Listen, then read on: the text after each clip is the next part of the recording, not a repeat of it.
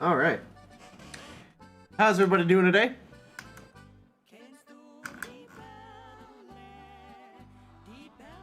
Hope you guys are all having a good day, all things considered.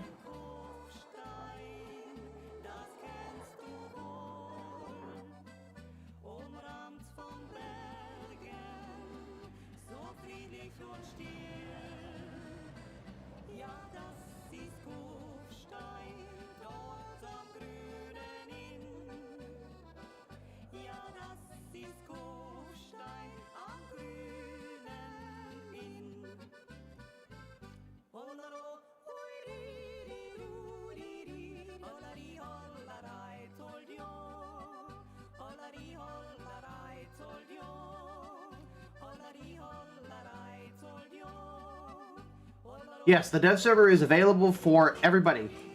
So there should be a link down in the description below where you can go and download the dev server.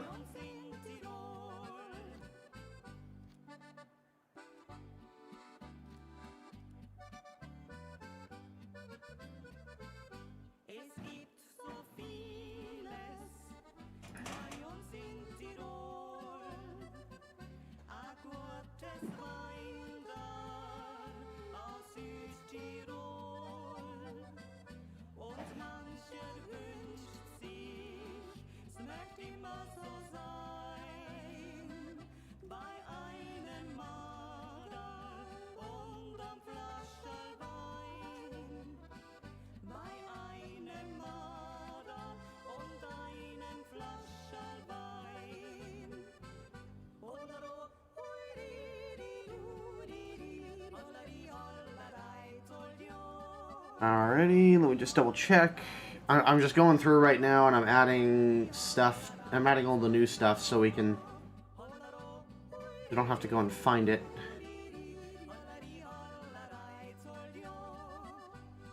There it is.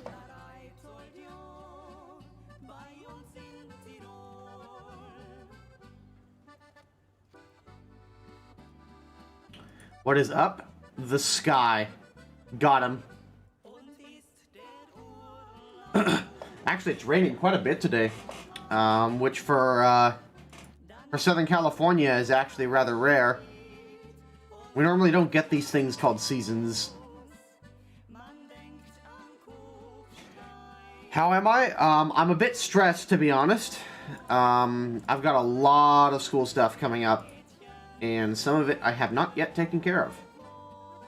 Classic procrastination, am I right? Well, worry about that in a sec.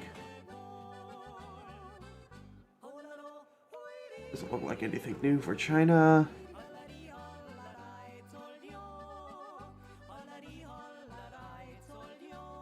Italy only gets pain.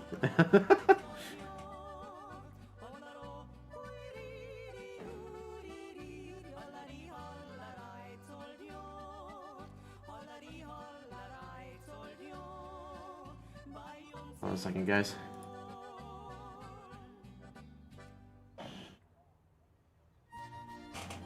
Oh, for fuck's sake. Alright, well, I'm gonna have to research all the way through that in order to get to that. Okay.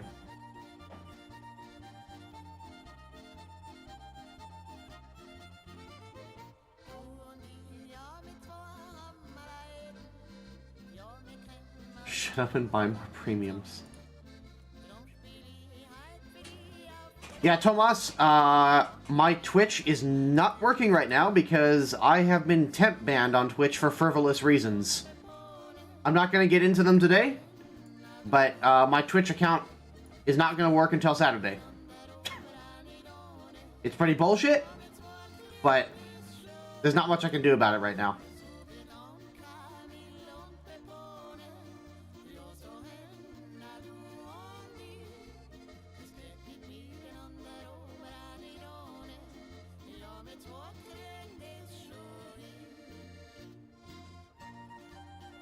Yeah. I still don't know what I've been banned for, by the way.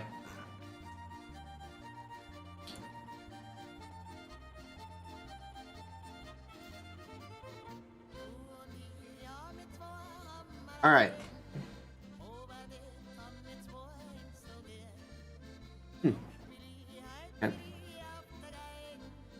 Alrighty. I think we're mostly there. We've got pretty much most of the stuff. Alright. Let's go ahead and swap on over here. Give me a moment. Let me put on the dev server banner. Alright. So we're going to start things off, not quite with that yet. We're going to go back to the M3A3 Bradley because finally, the M3A3 Bradley is equipped with TOW-2B missiles.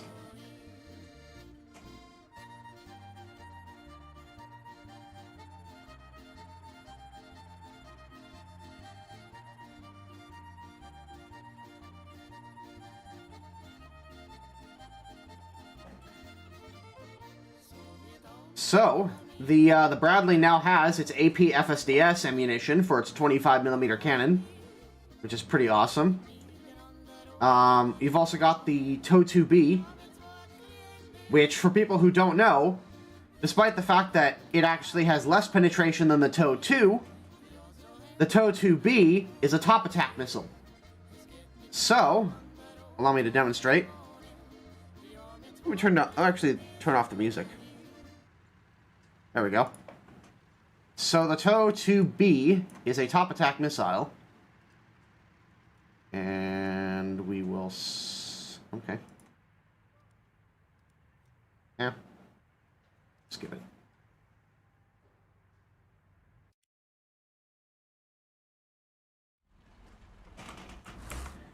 Alright. Oh, that's interesting. They've actually got a... it looks like they've actually got a separate cursor for the missile launcher to tell you where the missile launcher is looking. That's helpful. So... Oh. For whatever reason or another, I can't...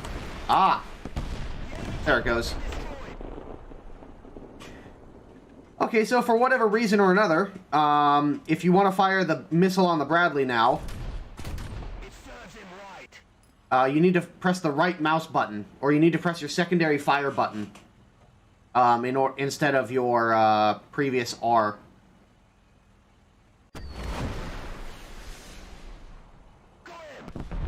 So essentially, the missile will fly above the target and then fire a shaped charge downwards into the top of the tank. The target has been destroyed. Does Stora work on the TOW? I believe it does. Yes. As you can see, the TOW goes nuts. So Stora will still help you against the top attack missiles.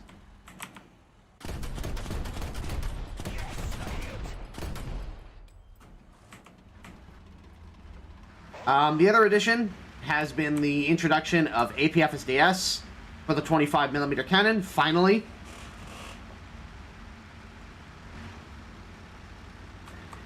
Essentially, this is, the missiles on the M3A3 Bradley are going to be very similar to the CV9040 Bill. The Bill missiles are still a little bit more powerful than the ones on the Bradley. Like, they've got a little bit more penetration. But if you're firing at the top armor of enemy tanks, it's really kind of academic.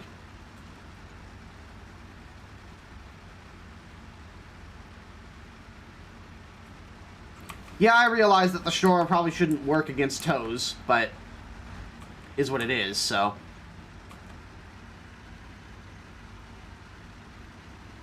Unless somebody can prove that to Gaijin, then we're kind of stuck with it.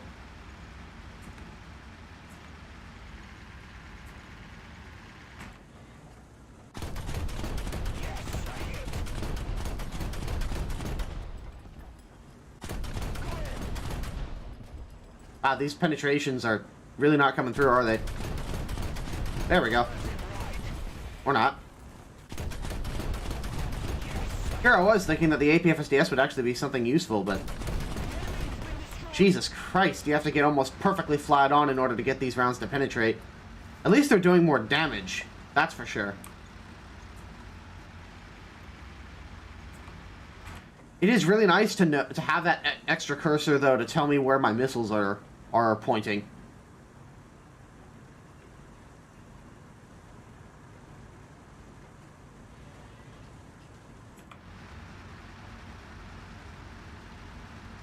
Yeah, guys, the way I do dev servers is I go from left to right nation-wise. So we're starting with the Americans, and we will end with the Swedes.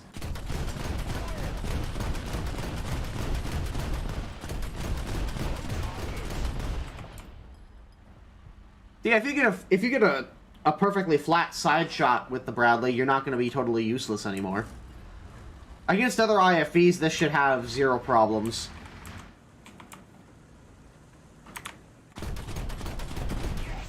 Yeah.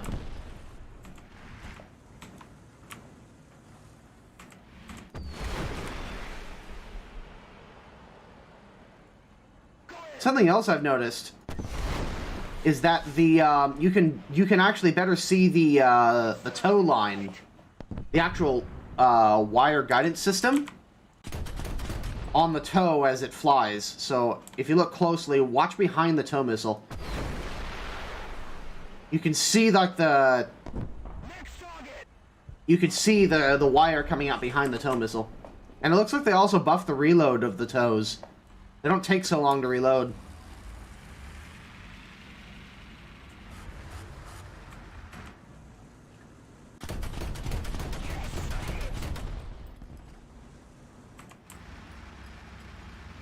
Nope, no response from Twitch, as typical of them. Yeah, there's not going to be a Twitch stream today, guys. Sorry.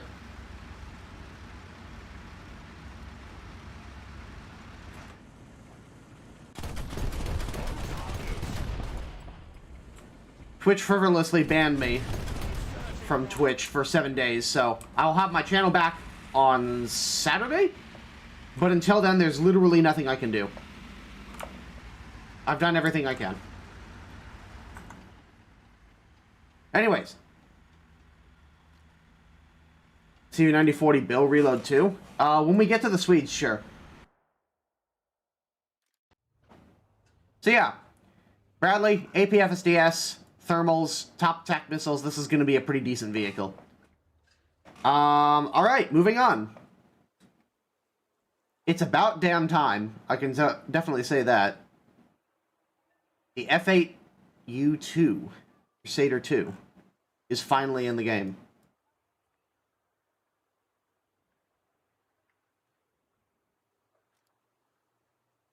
So, as far as weapon loadouts go, it looks like it's only got Zunis currently. Keep in mind, this is a dev server, so despite the fact that it says it can carry Zunis, there's no, like, loadout option. So they'll probably add that later on. Where is it in the tech tree? It is going to be in the naval fighter line. So after the F9F. So the F8, or the F3H Demon. I'm sorry. So, if you've researched the F3H2 Demon, then the F8 U2 will be after that.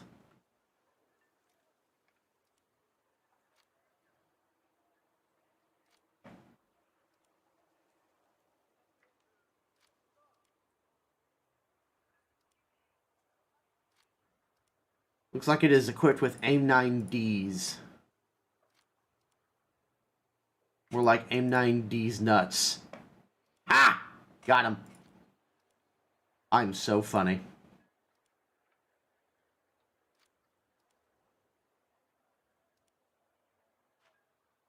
Miles, please. Yeah, big hole needs big air for the big suck.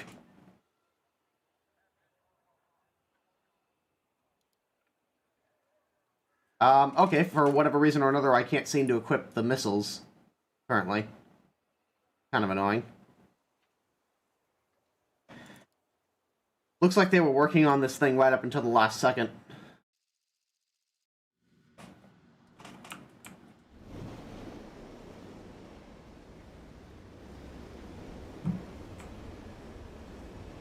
This does appear to have an afterburner.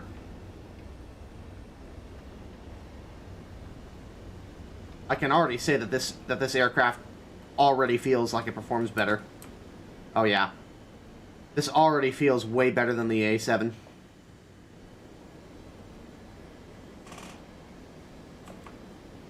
For people who are just coming in, this aircraft is right after the F3H2.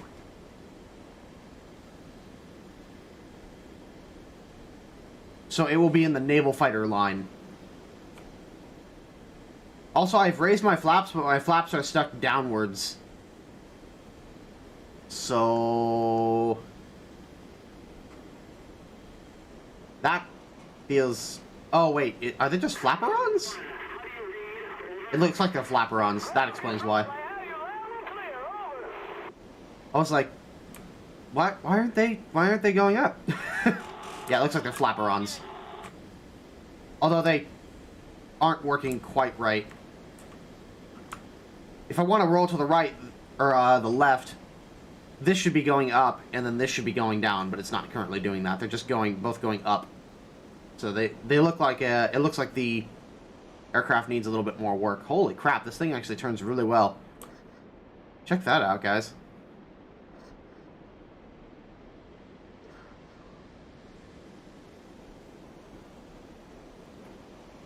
That's actually a pretty decent turn circle.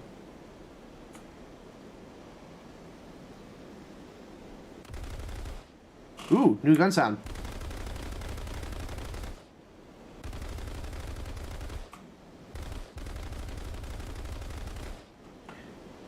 It looks like it's got some fairly decent... I mean, not great nose authority, but...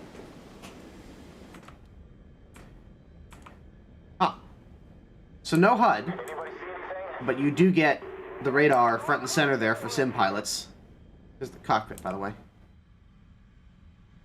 This cockpit be looking sexy AF. I gotta admit. Looks really good.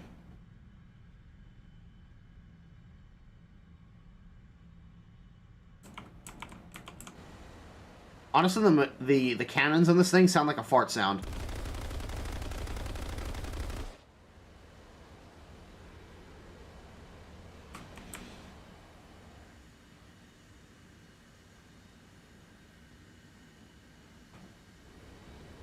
Yeah, it doesn't look like there's really much to say here. You can't load any weapons loadouts on it yet. And it looked like the only weapons loadout that it could take for ground attack is the Zuni rockets. So, I guess we'll have to wait and see. What else this thing gets, if there is another dev server, or if this thing just goes straight to live from here.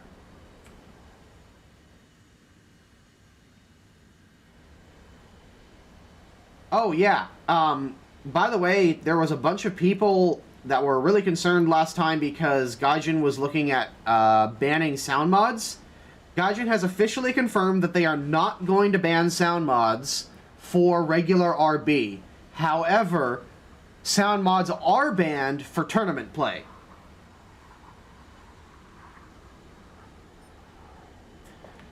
So if you were concerned that Gaijin was going to get rid of your Epic Thunder sound mod for regular RB, you don't have to worry about that anymore.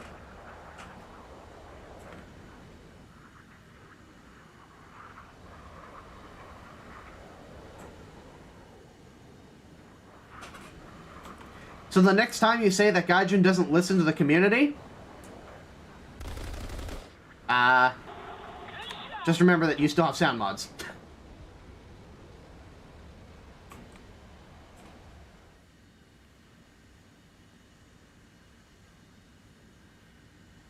Alright. Yeah. So this is the F8 Crusader. There's really not much to say about it. I'm not sure if the flight model is final at all. I doubt it. This thing feels ridiculously maneuverable, though. Look at this. Look at this shit. What's up?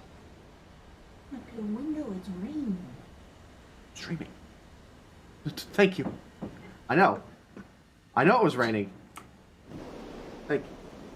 Alright.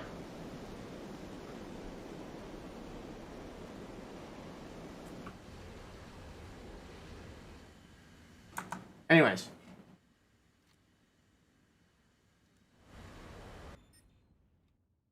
Anyone know if the Phantom got virtual HUD? I didn't see anything regarding that, but I could have just missed it. Let me just double check. In the patch notes. Yes, it appears that the F4 Phantoms all got heads-up displays.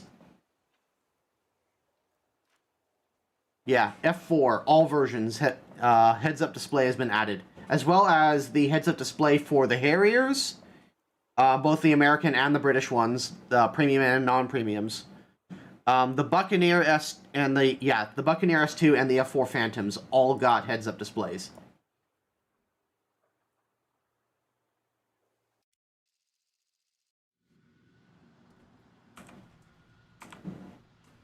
Yeah. It's an interesting HUD.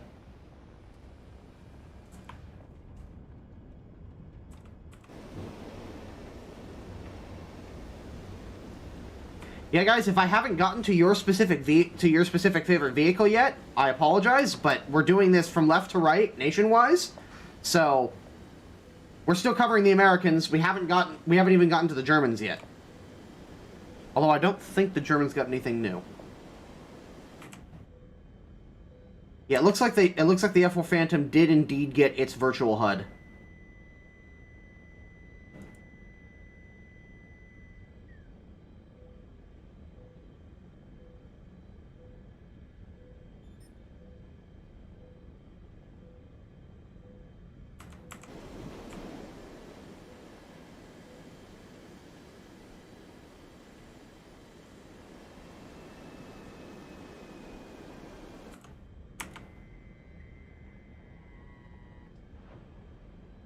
Box.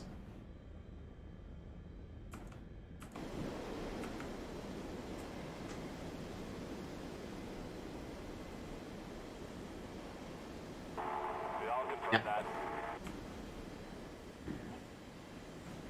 Anyways, moving on.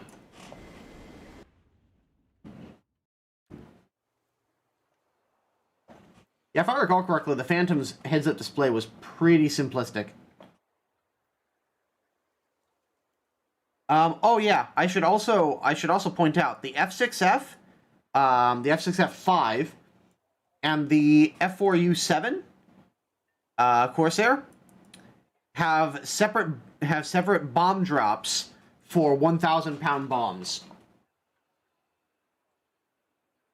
So if you are flying the F6F5,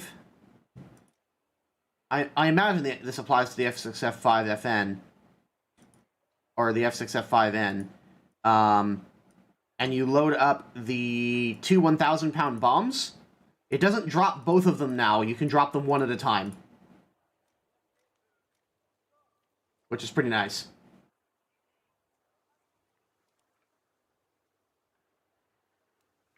Oh yeah, also chaff has been added, apparently, to a bunch of top-tier jets. Let's see, modifications. I think I have to re-research flares. That's probably why. Is there a separate button slash control now for that? GM lock. Fire countermeasures.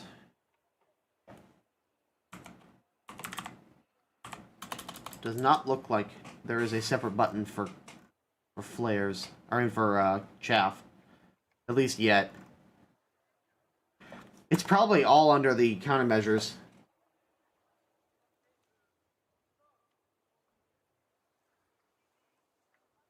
Yeah, Sinister Games, I have been temp banned on Twitch for frivolous reasons. I will be back. My channel will be back on Saturday. But until then, I don't have a Twitch channel. I have still not been told the reason as to why I've been banned. It's immensely frustrating, as you can probably imagine. I think we already covered this one on the last dev server. Oh, yes. Germany has the Leopard 2 PL.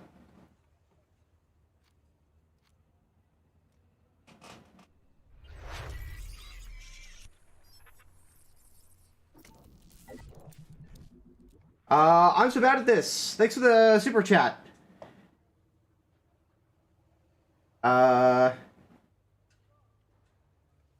Hippo character collapses onto the ground and as his chair breaks while the words wrecked appear above him. Indeed. Do they have a new 262? It's not mentioned here. I can double check, but I don't think it's available to us yet. Oh, I guess there is. Here we are. Oh, it's a Yebo variant, which is a Jagdbombe. Ground attack.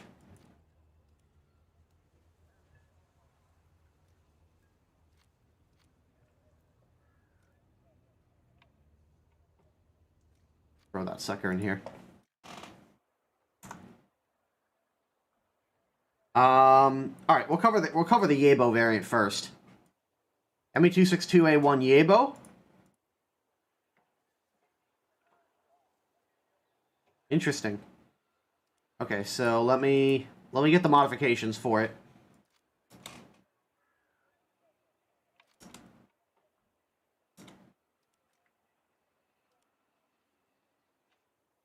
Yeah, so it looks like that this one is being foldered under the standard ME262A1. Yeah, it's under the A1A, so you don't need to research this if you don't want to. Like, let's say you're only an RRB player and you have no interest in getting a ground attack variant for ground forces, then you can just skip over this. But if you are somebody in ground forces who would like to have another 262, or would like to have a 262 with bombs, then here's going to be your option.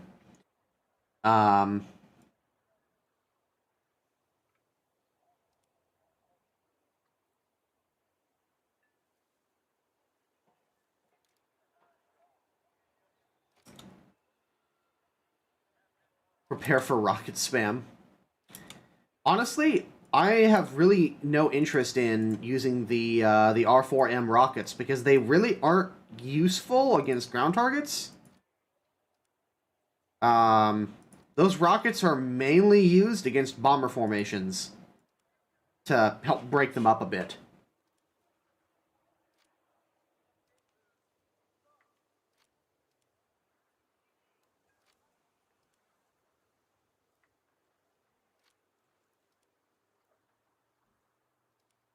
Okay. So yeah. Oh, interesting. Hang on. Oh, okay. So yeah, you can load a couple of rockets, or a couple of big old rockets on it. You can load a 500 kilogram bomb. Oh, that's a new model. I actually kind of like that model. Looks pretty good. Or you can load 250 kilogram bombs.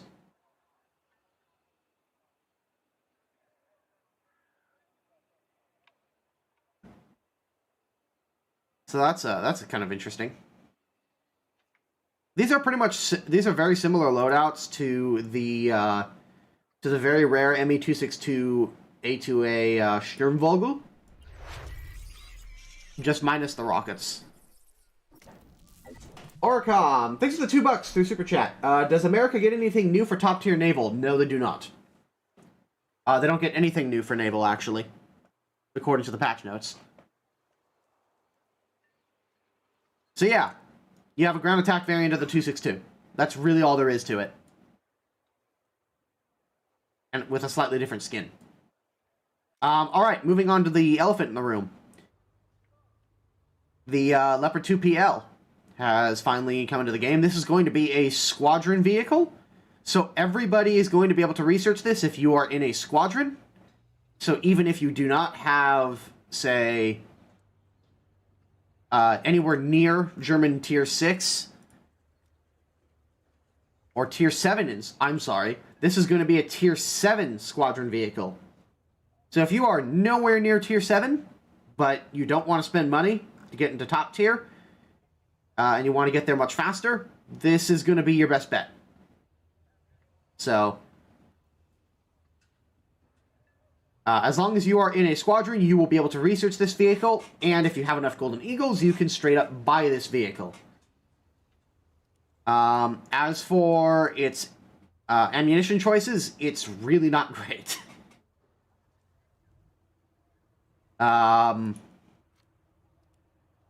Yeah, DM13 and DM23 APFSDS at 10.7 battle rating. I can tell you right now, that's pretty shit.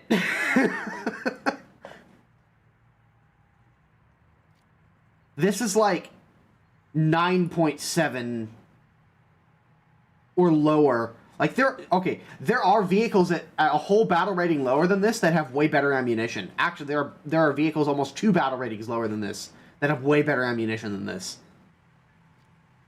So, from what it's looking like here, you're pretty much just going to be stuck with trying to flank or aim for very small weak spots. If it gets DM33, then it will be much better, but in its current state with DM23, that's pretty shit. I'm going to be honest.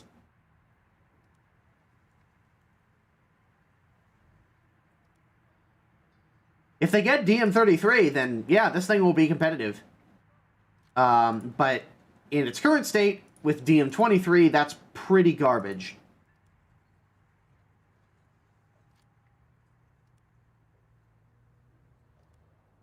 Again, it's possible that these are just placeholders, and they will fix this by the time it goes into the game. But I would be very apprehensive about getting this thing and seriously trying to play it if it's only got these 2 ammunition choices.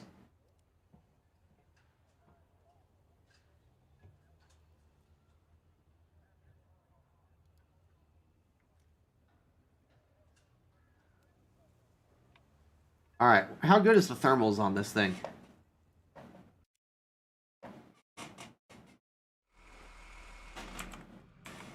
The thermals are pretty garbage. I mean, they're thermals, they're better than nothing. But not really by much. I would not expect to be able to identify much more than incandescent blobs at long range. Jesus Christ, you can't even identify what this is. And if you didn't already know what it was. Jesus Christ, that's bad. I really hope it gets 2nd gen thermals. At least for the gunner. Because, holy shit, those are terrible thermals. Especially at 10.7. Like, big yikes. If this thing goes into the live server in its current state, I can't say I would recommend this thing. At least it's fast, though. It is at least fast. But I don't think it's any faster than virtually anything else at this tier.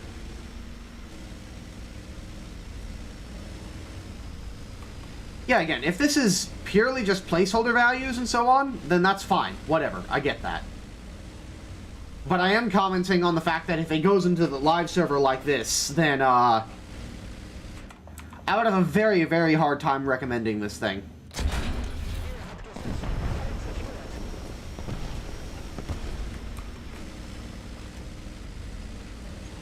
At least it looks cool. That's true. No doubt about that.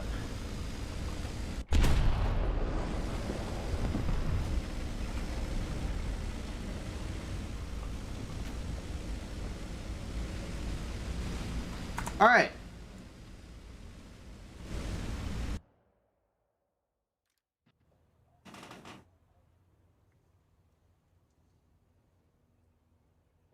In the devlog, they said it's supposed to have DM33. Alright, well, if it gets DM33, then this thing will be okay. I hope it gets better thermals. I really do. If it doesn't get better thermals, then it's going to be rough. Also, I would not expect your whole armor to really stop anything. In fact, I would not depend on my armor at all to stop anything. So, if it gets better, why is that structural steel? Why would they... Okay, whatever, it's dev server. Alright.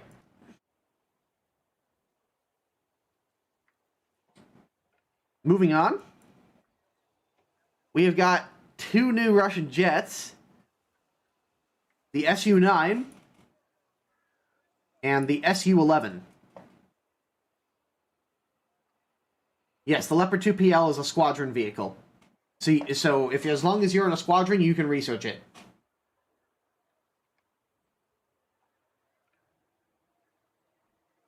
I don't know about slightly better than a 2A5. Maybe the armor package is probably slightly better, but like the interior armor package, but the I don't think that add-on spaced armor there is going to be as good as the wedges. You communist 262. It is equipped with two 23mm cannons and a 37mm cannon with 30 rounds. At least the premium version is. Yes, and the Su-9 has the exact same arrangement. It looks like... I can't... Are these the same engines? No, they are not. See, it looks like here they just straight up copied the 262 arrangement and just slung the engines under the wings. Whereas with the Su-11, they built the engines more into the wing structure. 262 plus Meteor equals Su-11. Ah. That explains why the engines look so familiar.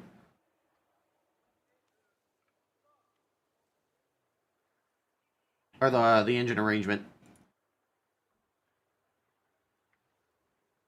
But yeah. You will be able to buy the Su-11. I forget exactly what the GE is. It is a rank 5 premium at battle rating 7.0.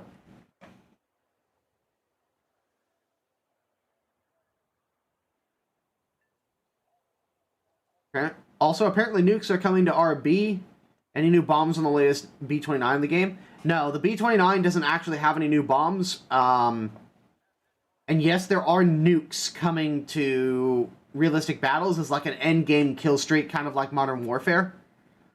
If you have above 3,000 spawn points, you can choose to spawn a B-29 or some other nuclear bomber carrying a nuclear warhead and drop it on the tank battlefield and win the game.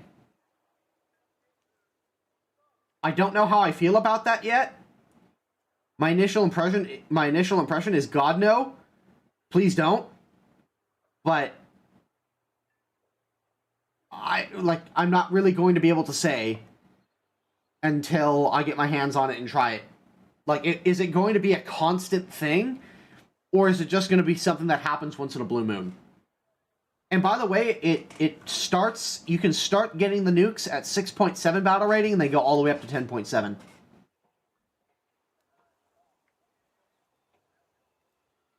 So from 6.7 and up, you will be able to get...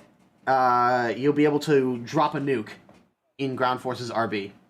Now, granted, when they've also put in some other mechanics. When the bomber spawns, there will be an air raid siren for everybody on the map. And the bomber has to physically fly to the target. So you can't shoot down the bomber. Like, there is the possibility of shooting the bomber down before it gets within range.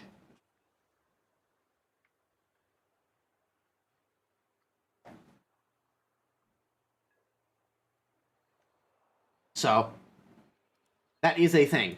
Also, apparently, the SU-7's swing wings work now, and apparently, it finally got its new missiles.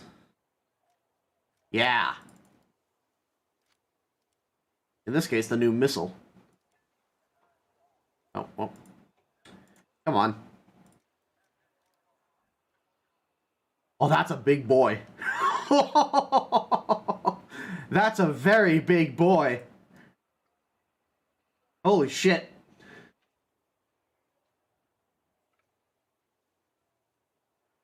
The KH-29L. I also heard that the missile will loft.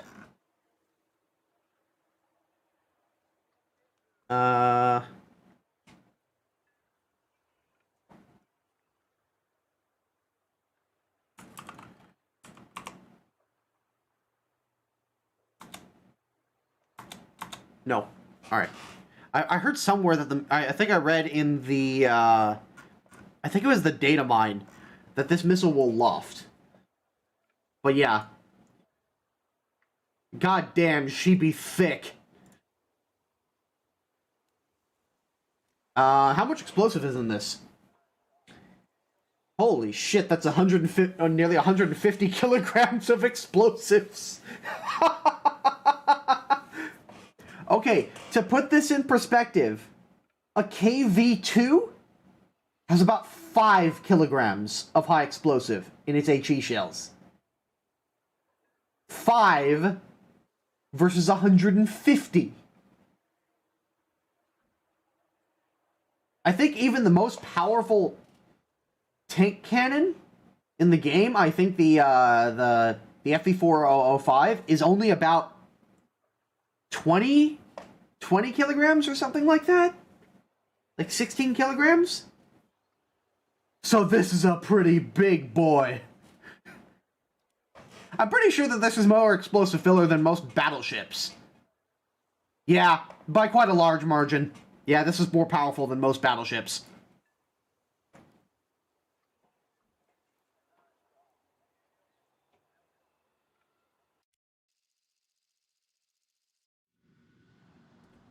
But yeah, apparently, I probably need to set the wing sweep.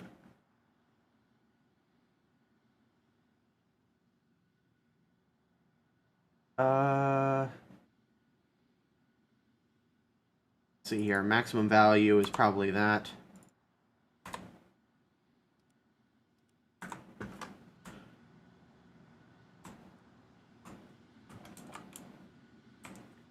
All right, how do I turn off? Well, I guess if it's automatic, then I don't have to worry about it, do I?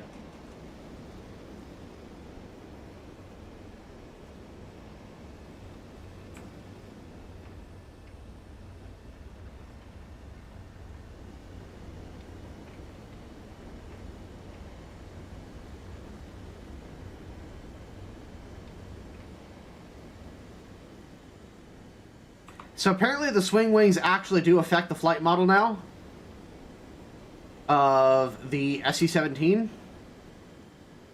which is kind of nice.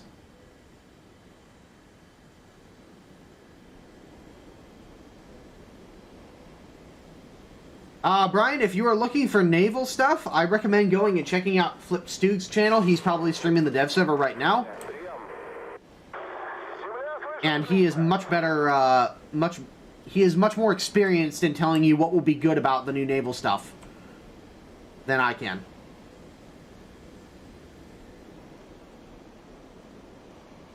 See, as I'm turning here and losing speed, the guy is automatically adjusting the wing sweep. But as we get faster, you can watch the wings, they're slowly sweeping back.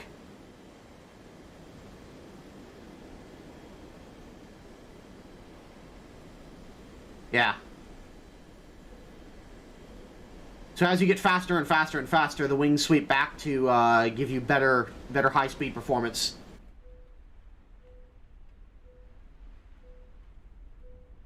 Is sweep based on Mach number like the F-14 or IAS? In real life, this wing sweep is actually done manually. So you have to just keep an eye on what you're doing and adjust the wing sweep as you go.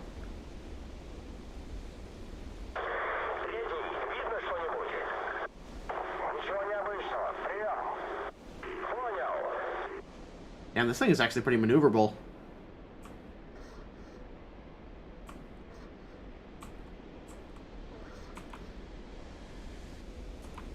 Alright, so apparently this thing will loft.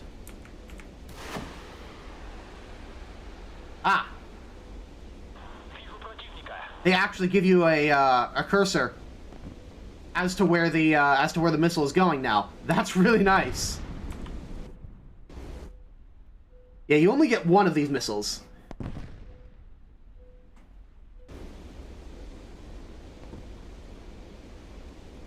Considering how fast I am, let's see how fast I can climb.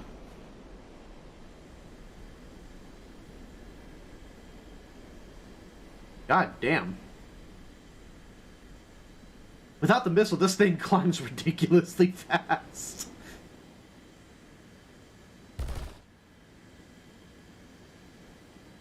Holy shit. Oh yeah, here's the cockpit, by the way. Oh, you got a helpful mirror behind you, which is totally useless with War Thunder. And here's your cockpit. Actually, it's really cool. I really like the reticle too.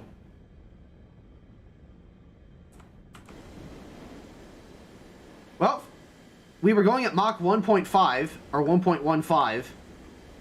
You can see that the wings have swung out now to give me better low speed performance.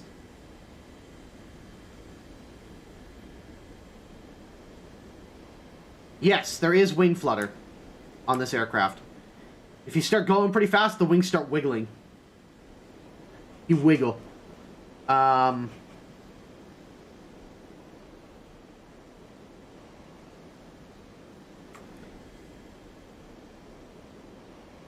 curious if I can fire a missile from this altitude.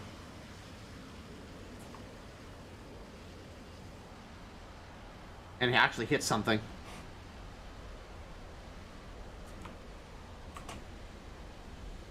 It's nice that they actually give you a cursor.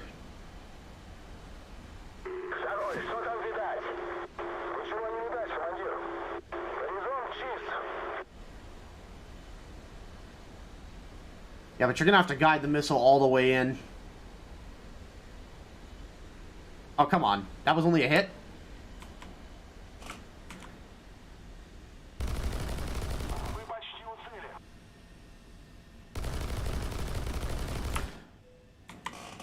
Well, alright. If nothing else has changed, my aim is still bad.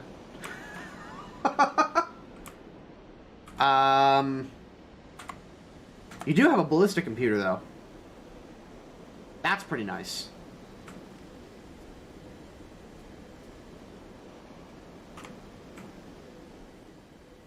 So yeah.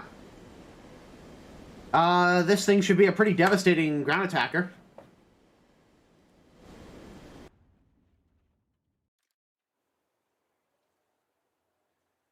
This KH-29L is pretty ridiculous. Although, I think a lot more people in ground forces may actually end up taking the KH-25s. Yeah, because these seem to have a nice middle ground. Let's see here. Yeah, you still get 120 kilograms of explosive, which is insane.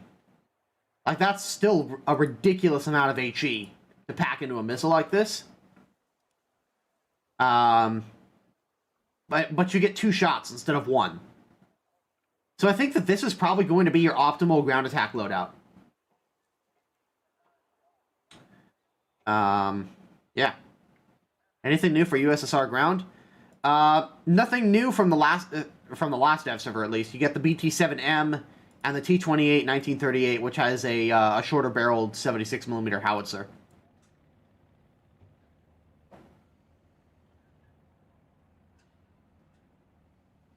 So yeah. SU-17. This, I have a feeling this thing is going to be pretty decently popular. Alright, moving on.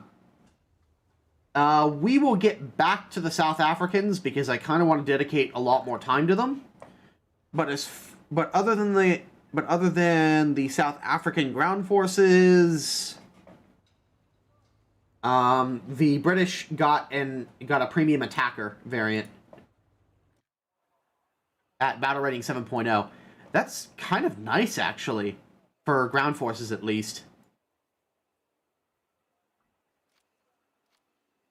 Because that's something that's always been really annoying for me, at least as far as ground forces, is that unless you've grinded up the British aircraft tech tree, you really don't have a good option for ground pounding with your 7.0 loadout. Let's see, you got a couple of 1,000 pounders. Nothing crazy there. RP3 and, 12 RP6 rock... Jesus Christ, I can't speak today. 12 RP3 rockets. English is hard. So yeah. You have a premium attacker for the British. Outside of that, it's South African stuff. We'll get back to South African stuff later. Japan. They got the Hero Shah. We talked about this last time on the dev server, but the main feature of this patch is Japan finally got the A6M5 Hiei. I'm sure I'm butchering that for any weebs out there, but...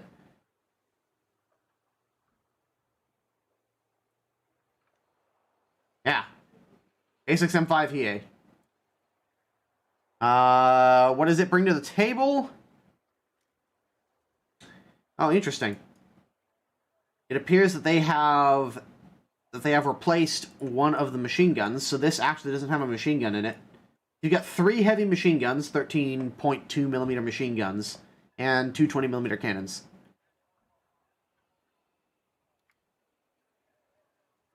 As far as loadouts are concerned,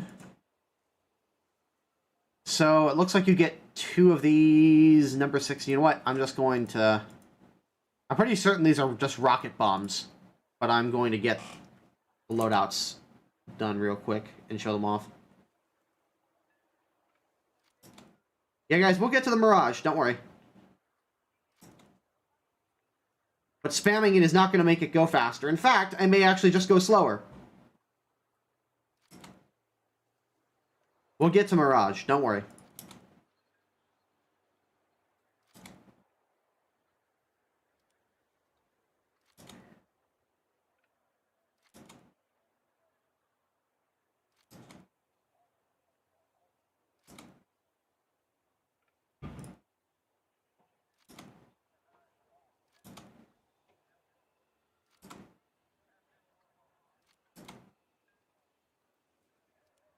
Skip the Mirage.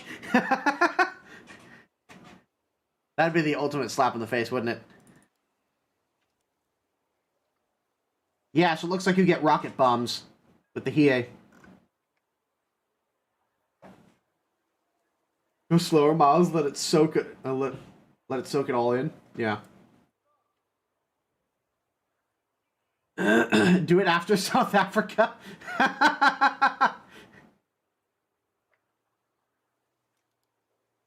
So yeah, it looks like you can carry 10 rocket bombs, or you could carry 2 of them. Now, granted, I should also point out, rocket bombs are exceptionally powerful in War Thunder, because they still have the old rocket damage model, if I recall correctly. Meaning you don't have to get a direct hit with a rocket bomb in order to kill something.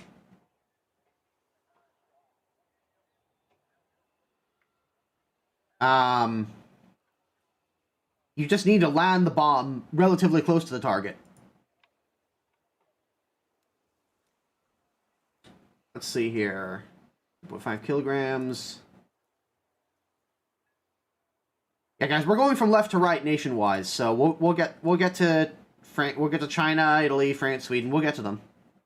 But I'm taking my time and I'm looking through all the new stuff. If you don't like it, you can leave. It's that simple.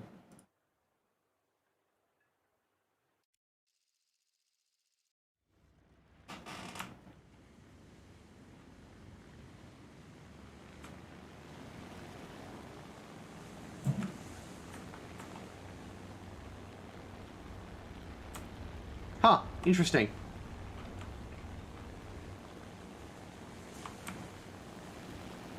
You start off the coast of Midway.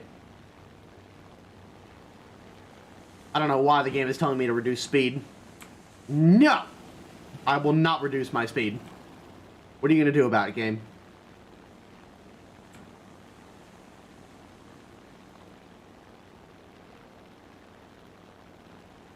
You wish planes had smoke drops?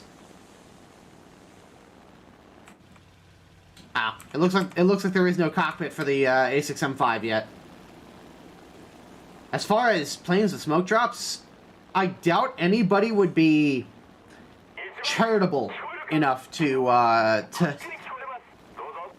implement a smoke drop for their allies. Ooh.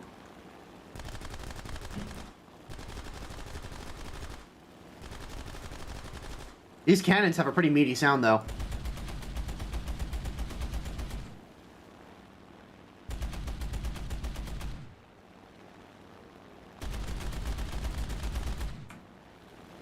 That's not screwing around. I want to try out these rocket bombs, so we're going to fly on over here. I really wish that reduced speed thing would go away, though.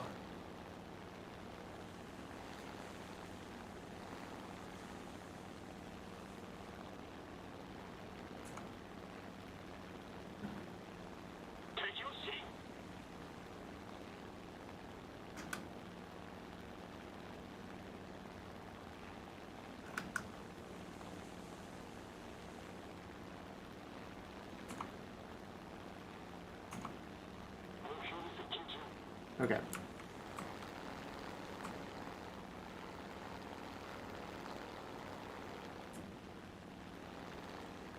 Yeah, Kerbal, if they continue to spam, then just go ahead and start timing them out. Yeah, you really don't have to get a direct hit with those. So you're going too fast, the game is telling you so. Shut up.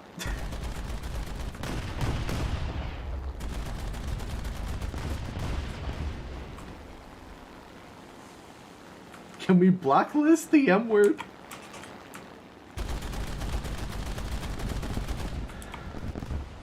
Alright. I mean, it's a 0. There's really not much else to say.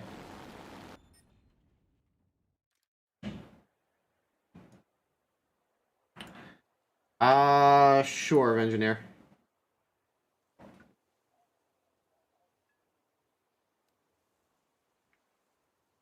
Engineer.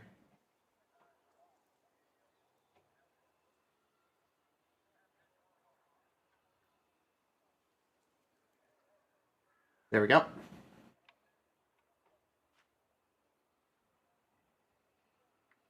Many miles too fast. Yeah, no kidding. Alright. Moving on. We kind of already looked at the F5 on the last dev server, so I don't think I really need to go over it again, do I?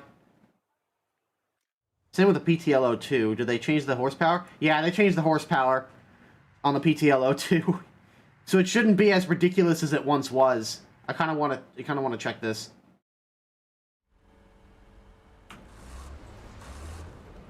Yeah, it's not quite as ridiculous as it was on the last dev. To be fair, it was more than a little broken on the last dev. This is a lot more what I would have expected. On the last dev, this thing had like 800 horsepower. And it was just fucking booking it around at like 60, 70 kph all the time.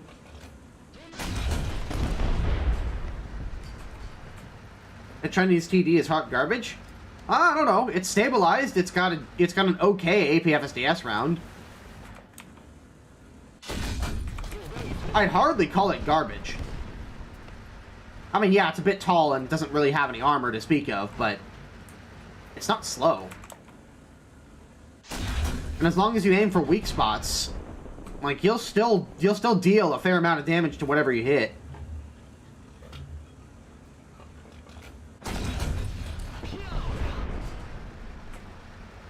China seems like a boring nation. They've got their highs and lows. Their low tier is kind of annoying, just because it's basically just a copy-paste of the US and Russian tech trees, but the upper tiers, they've actually got some interesting stuff there.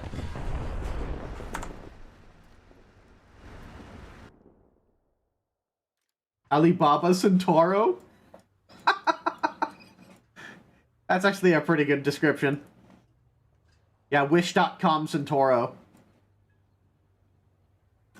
Alright, moving on. I don't think there's really much to say there. Italy? They got Etna. I don't think they got anything new since the last time we saw them. Outside of these. Yeah, Italy didn't get anything new. So let's move on. France. I do not have the Mirage yet. Actually, did Gaijin ever send me the new Mirage?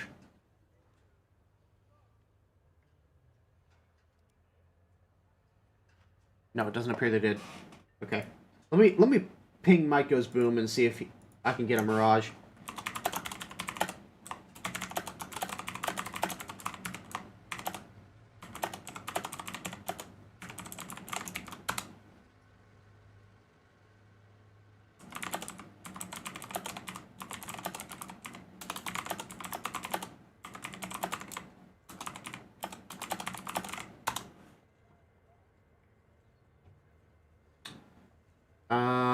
Anyways, France did get a Cuirassier. People bitched and cried enough that the Germans got a Cuirassier, that the French finally got a Cuirassier. It looks like both nations are going to get a Cuirassier. Which I'm not complaining about. It's fine. But I don't think I really have to go over this again. Three-tone CARC. Did it get the... No, it didn't get the cool camouflage that the German one has. Big sad.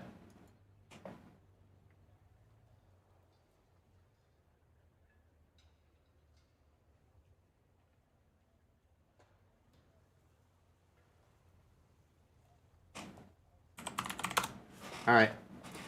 Okay, well, it looks like I'm going to have to do this the hard way. Unfortunately, I don't have the Mirage in here because I may or may not have gone down my French tech tree very much. So, we'll cover these two vehicles, and then we will start the process for the Mirage. So yeah, there's really not much more to say about this thing. It's got thermals, it's stabilized, it's got a 4-second reload, it's got APFSDS. This thing will be pretty solid. I don't think I really have to go over this thing again.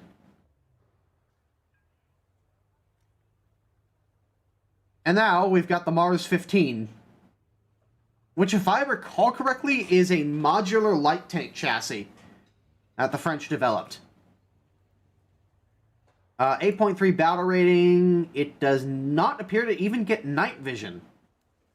That's kind of a bummer. It is a 90mm gun, though.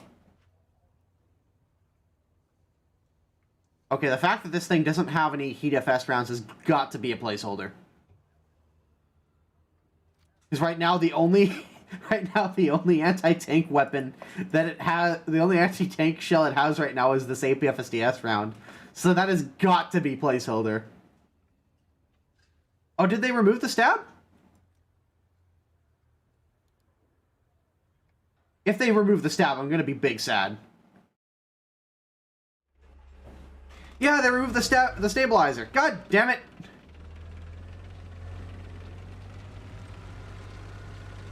Fuck! I was looking forward to this thing having a stabilizer. God damn it. Fuck you, IT1. It's all your damn fault.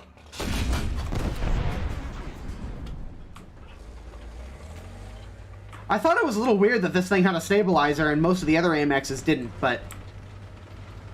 yeah, stabilizing an auto-loading turret, or an oscillating turret, is pretty difficult to do.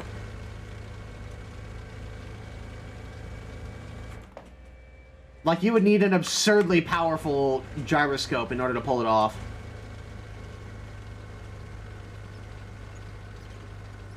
Yeah. No stab.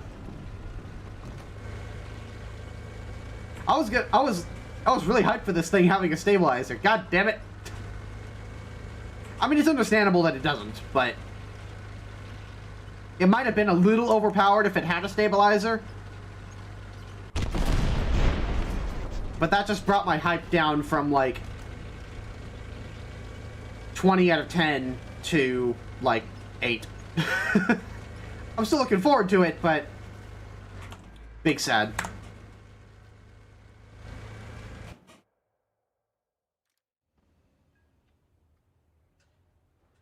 Oh well. Is what it is. You still at least have a 4-second reload in APFSDS, and very good thermal sights. So, that's not surprising. Going back to the Mars, I'm curious as to the off-road performance of the Mars, but it looks like this thing is pretty much entirely made of placeholders.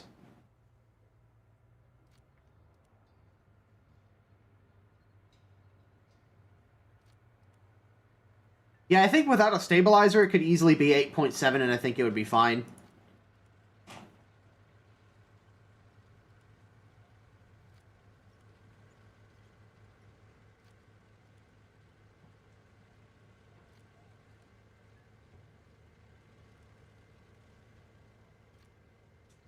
At the very minimum, at least you'll get some really good thermal sights for the Cossier.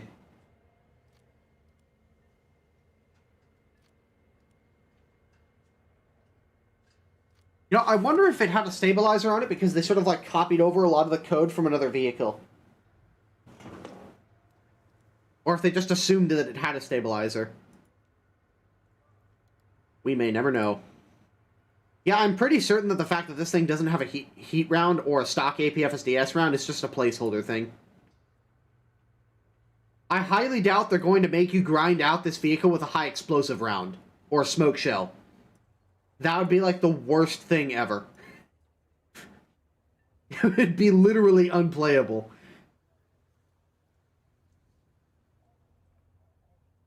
Gaijin likes to fuck us, but I don't think they would fuck us that hard. Well, maybe they would. Anything is possible with Gaijin.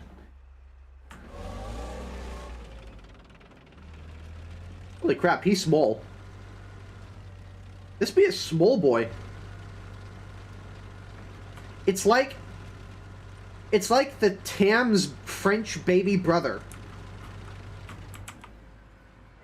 No stabilizer either. Kind of disappointing.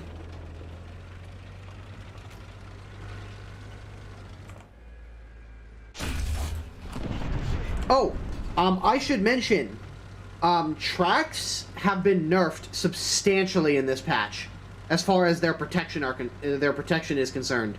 So, in theory, if I recall correctly, tracks went from an effective armor of 50 millimeters down to 15 millimeters. So, you shouldn't have as many bounces off of tracks now. And if you do hit a track, the shell should pass straight through it and break the track, rather than bouncing off of it like it's been doing a lot with volumetric shells. So, tracks have been substantially nerfed. They should not be anywhere near as much of a problem as they have been. Yeah. I mean, this is an APFSDS round. It's not a perfect test, but you should be able to shoot through tracks and the drive wheels to hit tanks in the side. Yeah, I am temporarily banned off of Twitch for some frivolous reason that I've not been told. I still don't know why I've been banned off of Twitch for 7 days. I'll be back on Saturday.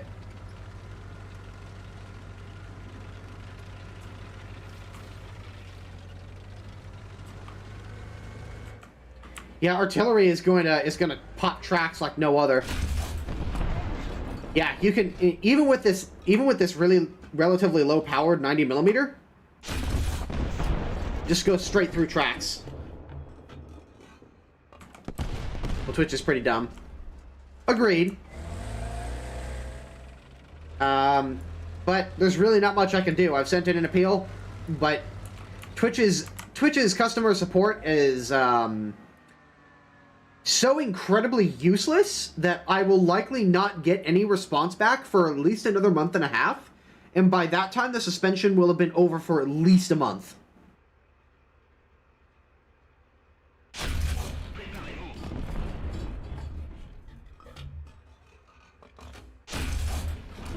Yeah.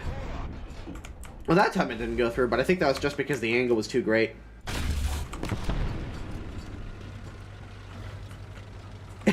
As a French 4.7 player, I never want to hear the words 90mm and low powered in the same sentence ever again.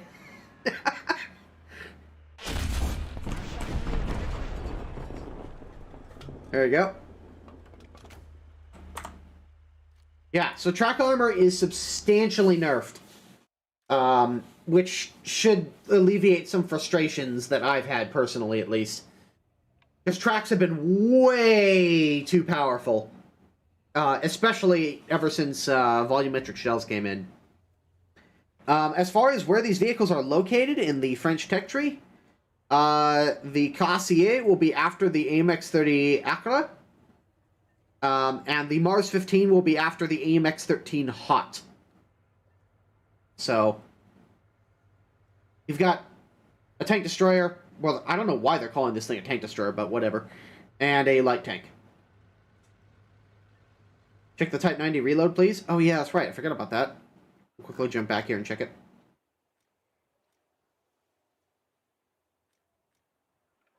Throw in that crew.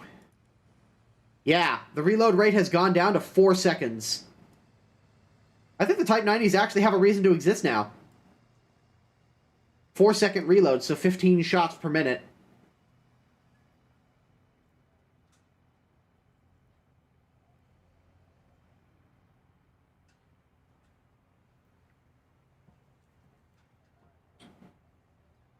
Let's just double check that. Apparently, let's see here. Hull aiming has been buffed, or has been changed a little bit, but we will get to that when we get to Sweden.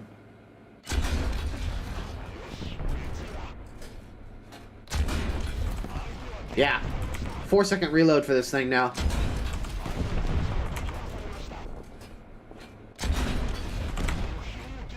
Yeah, okay.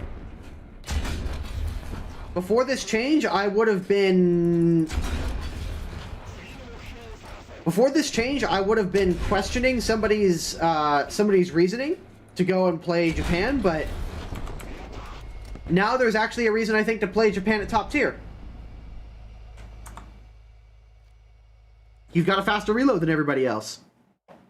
So even if you don't have the best ammunition, even if you don't have the best armor, and even if you aren't the fastest, you still got a faster reload than everybody else. So that counts for something, especially at top tier. Oh yeah. Alright, so back to France. People want to see the Mirage. You have to forgive me, but I gotta go through this the hard way, because according to Mike Goes Boom, it didn't carry over. So, big sad. You have to give me a couple minutes. Don't think it's even realistic. Oh, believe me, you can load a 120mm pretty damn fast, even with a manual loader, like a person loader, and that has an auto loader. It's possible.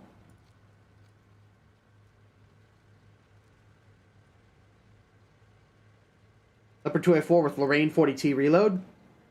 Basically. That's the simplistic way of putting it.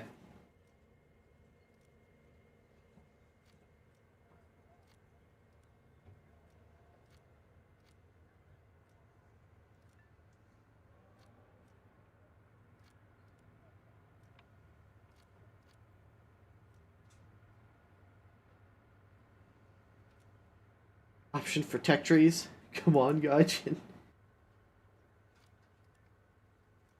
It would be really nice if they actually, you know, just gave us the new vehicles, the test, rather than having to go through this fucking process. God damn it.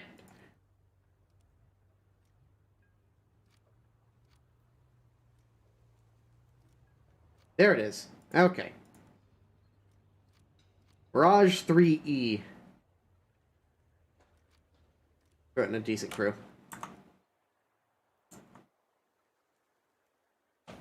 Here we go. Mirage 3E.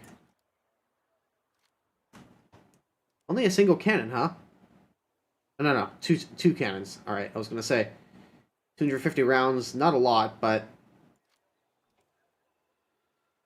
that's pretty typical. Oh, God. Imagine flying the Mirage 3E at top tier with fucking AIM-9B Sidewinders. That's going to be pain. That is going to be a lot of pain if you don't have an EGE to throw at it.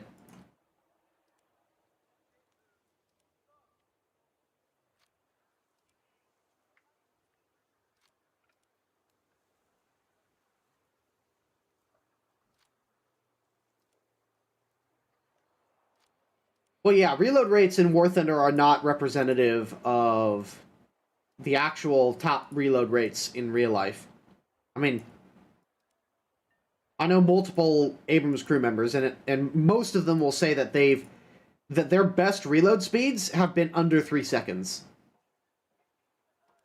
If you're doing 4 seconds, that's like at the very limit of what is acceptable for an Abrams loader, for example. 5 seconds is just unacceptable. Alright. Holy bejesus, that is a lot.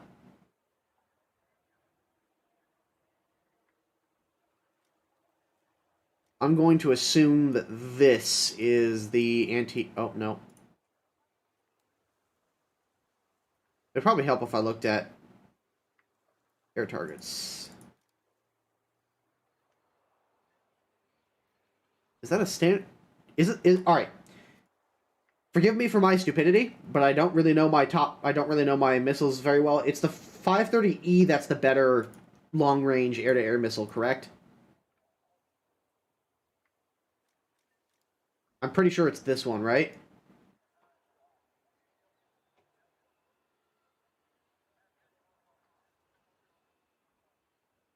Negative climb rate. Yeah, that has got to be a placeholder.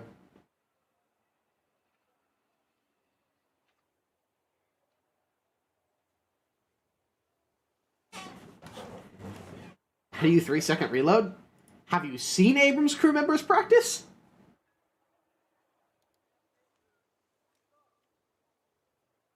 Offensive 26mm. Oh. What? Oh, okay, these are countermeasures. Okay. I don't know why it says offensive, but... Oh, okay, I get it. I get it. So you could set flares and chaff. But you can, well, that's weird. Okay, so we'll just set it to that. And then air targets, because I assume this is going to be the loadout that most people are going to ideally use.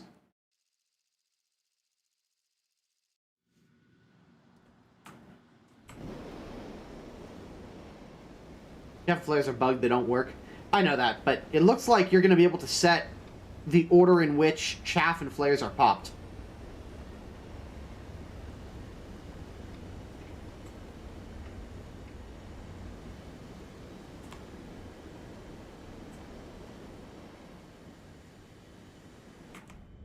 Ooh, check out the cockpit, guys. I'm being locked up by one of the ground targets.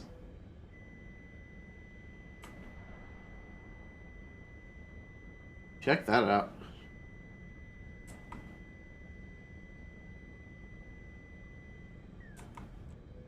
That's interesting.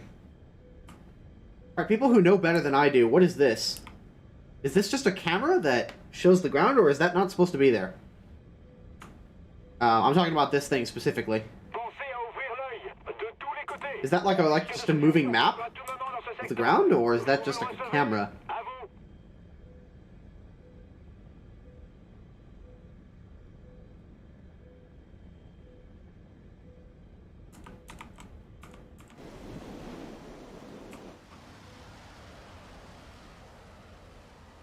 Just crank her around real quick.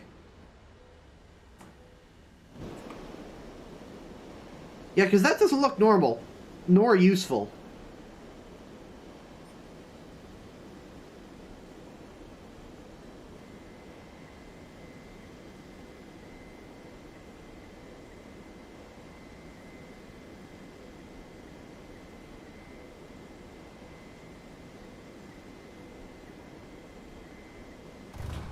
I'm curious as to why... Is the 530E a heat-seeking missile? Or is it a radar-guided missile? Ennemi en vue.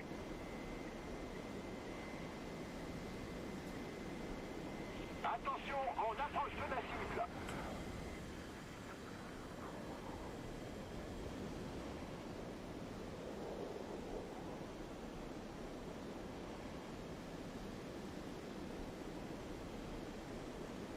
.530E is heat-seeking. Okay.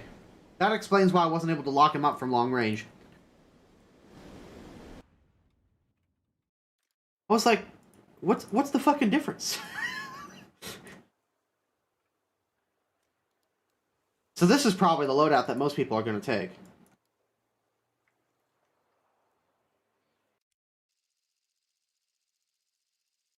This is what I had meant to take.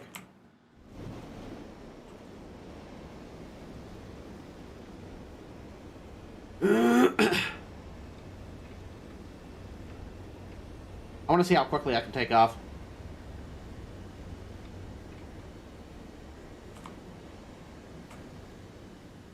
That's a pretty short takeoff run. That's not bad.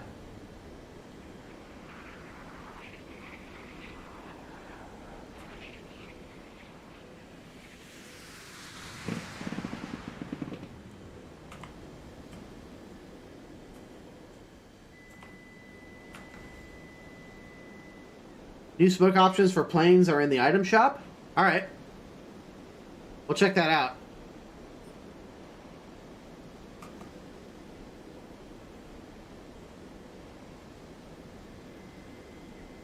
Numéro 3, vous voyez quelque chose? Rien du tout. Le secteur est dégagé. Bro. It's probably because this thing doesn't have look-down, shoot-down radar. Yeah.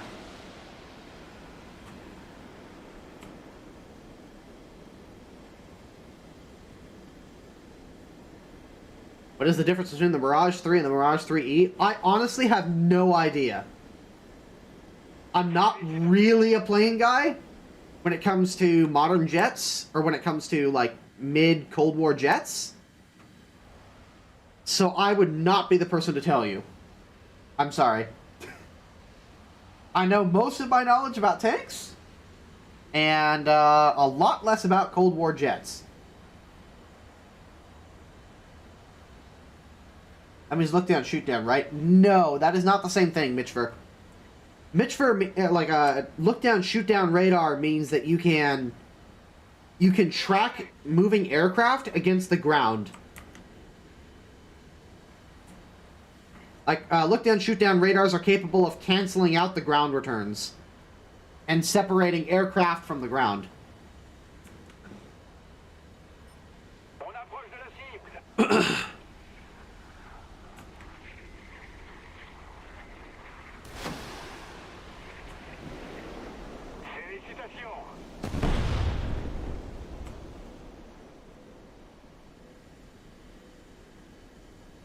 So RWR, Maw, Flare, and Chaff. Better engine. Okay, so just an all-around improvement. More bomb load, etc. Okay. Yeah. I know fuck all about the Mirage, so... Reticle turned yellow? No, I just have my reticle set as yellow.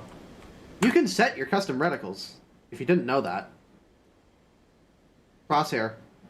You can set your own... You can set, like, a dot if you really wanted to. I don't know why you would ever want to do that, to be honest, because it's really easy to lose it. But I've been using this one for years. I just find that way easier to acquire.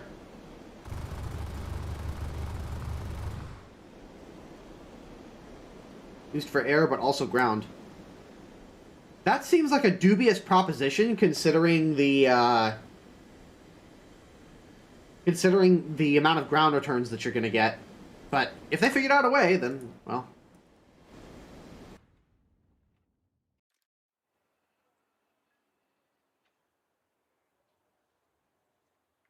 So yeah, that's the Mirage 3E. France definitely got some stuff this patch, that's for sure. Alright, moving on. We already kind of looked at the IKV91105. I was kind of hoping that it would get thermals, but it doesn't appear to have thermals on this dev server. I'm hoping that it gets it during the patch, because honestly, not having any thermals at... Like, not having a lot of vehicles at Tier 6 to begin with, and not having any thermals at Tier 6 outside of, like, really high tier vehicles is kind of a pain in the ass.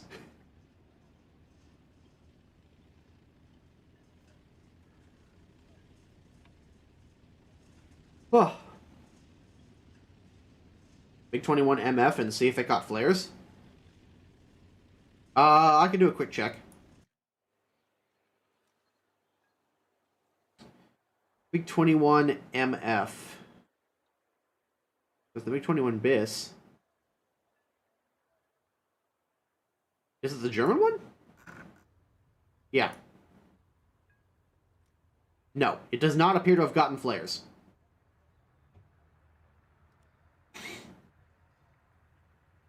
Yeah, no flares for the MiG-21 MF.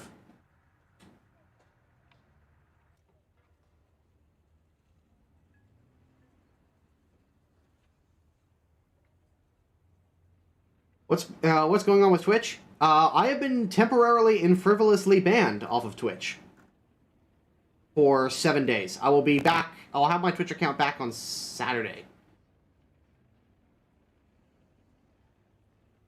Yeah, I've been banned for something that I didn't do. That I'm certain I didn't do. But I don't have enough information to say whether or not, like, the ban was anything other than frivolous. It's dumb. I don't like it. I've sent an appeal, but Twitch's support is so utterly worthless that I likely won't get a response back for at least a month, and by that time the ban will have been lifted. So, the last time I sent them, I asked them for help. It literally took them a month and a half to get back to me. Over a month and a half. Like, it's ludicrous how terrible their support is, unless you're a partner. If you're a partner, then you get, like, a direct handler at Twitch that you can talk to.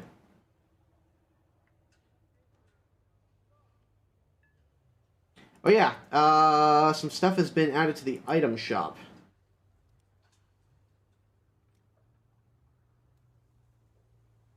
Here we go. Ooh.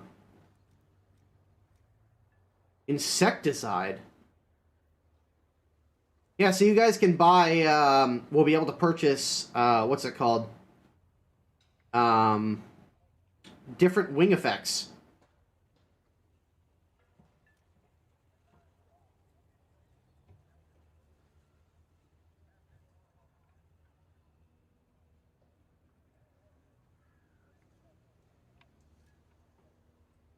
Yeah. Is the Corsair 2 more agile than the A7U? With its current flight model, yes. Substantially more so. It has substantially more power, and it is substantially more maneuverable. I'm kind of curious as to what these all do.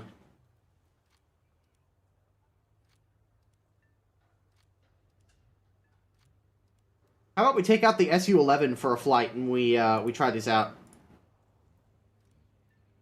Oh, interesting. Oh, so you have to select them here? Oh, that's weird. Alright, let's try out the insecticide on the SU-11.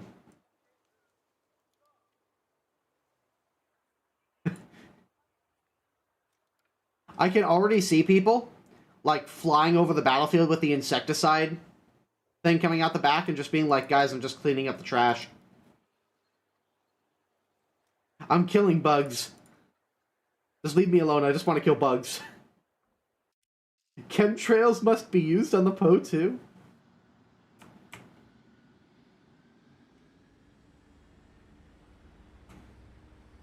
Yeah, but I kind of want to try it out in here.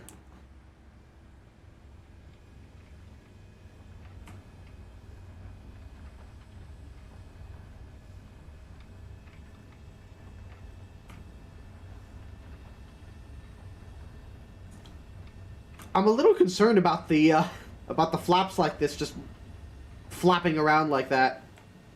Or the, yeah. The gear doors flapping around like that. That does not seem normal. Oh, yeah?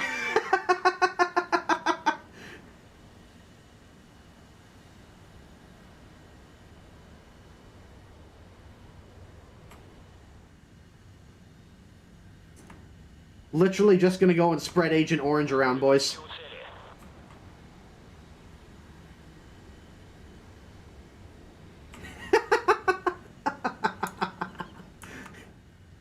Do be even funnier if the insecticides, like, gave you a hit every time you killed a bug or something like that. Like 1 SL per bug killed.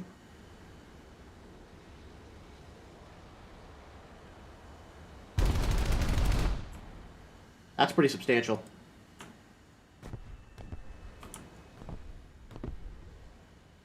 Now you can perfectly reenact Vietnam. Yeah. Just spread insecticide over the area.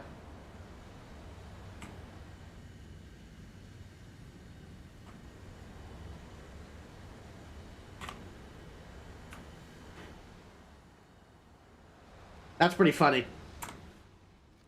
That's a good. That's a cool implementation. I like that. So yeah, for people who are just joining in and wondering what the fuck is going on,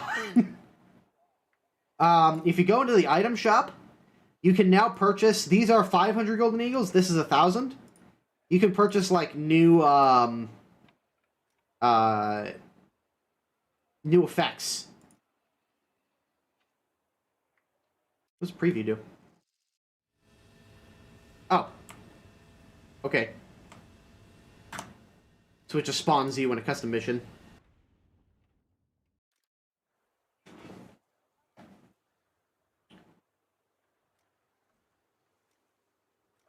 What does the lawnmower look like? Any other way to get them?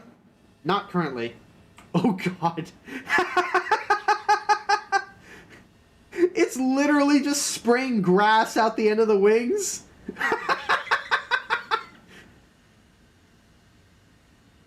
Oh, that's wonderful. I love that.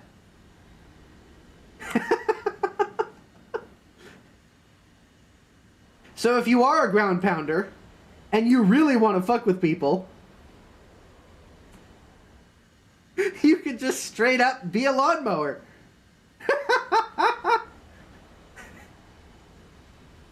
This is honestly the best thing they've added this patch. I'm not gonna lie. Yeah, all you need now is like a Poe 2 with its lawnmower engine, and you're all good to go.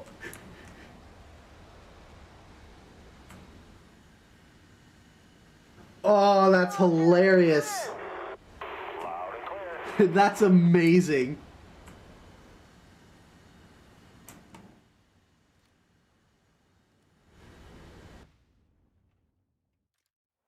Yeah, this is, and by the way, that's 500 golden eagles in the item shop.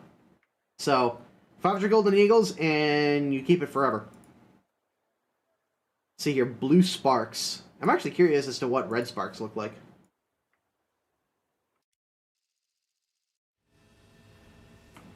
Oh. It looks like flares coming out the back of the aircraft.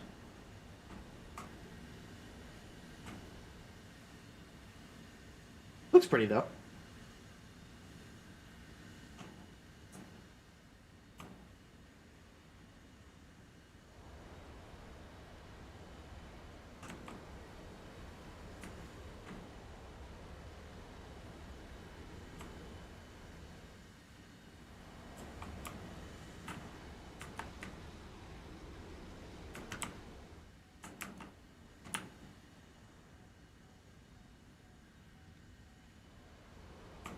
Oh, God. Alright, well, I never claimed to be very good at flying. Skill counter.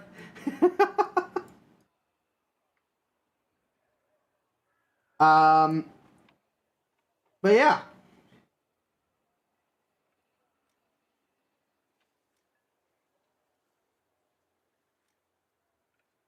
Interesting. I think this has got to be my favorite one so far, though. The lawnmower. Easily my favorite one so far. Insecticide was okay, but I think the lawnmower is really where it's at. Let's be real here.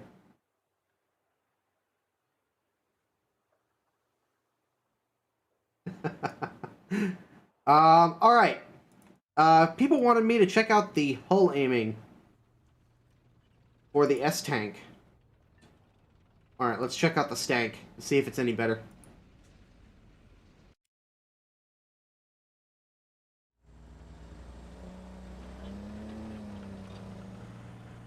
Oh, this is an arcade. I don't want arcade. Frick arcade, man. Actually, if you're a fan of arcade battles, then, well, good on you, but I am definitely not a fan of arcade. I'm not sure how it's changed. Like, it seems a little bit more responsive in some areas. But in others, like...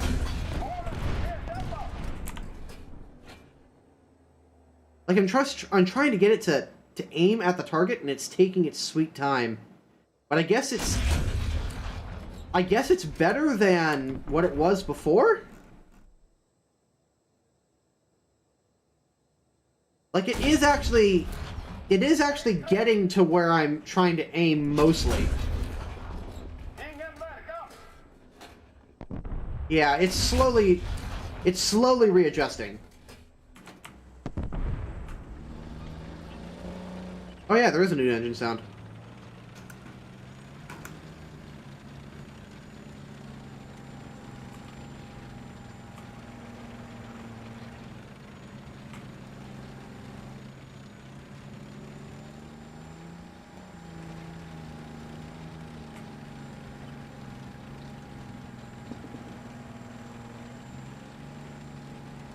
It's better if you bind the left and right brakes and you hold one of the brakes down. That's a lot of work for something that should already just be done.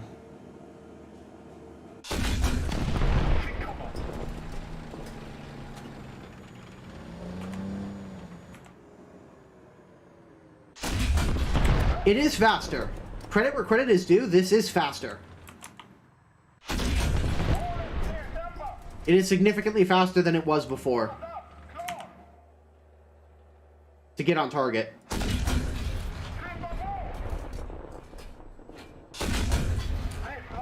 Yeah.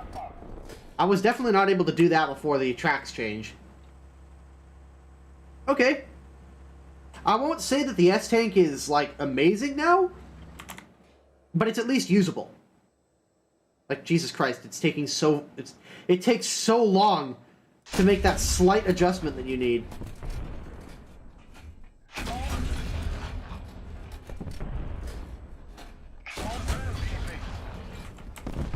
But once you get it on target, all right. Yeah, it's definitely better. It's significantly better, at least on solid ground.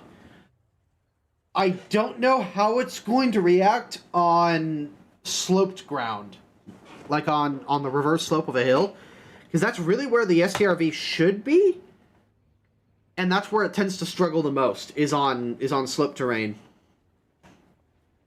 Yeah, I think it's about time that we take a look at South Africa. Alright, so the South Africans got a couple more things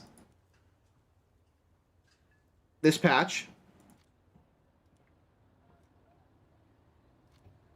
I will check out the VT1 in a bit.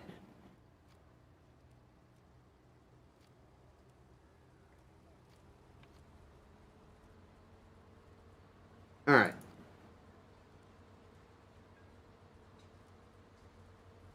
Hey.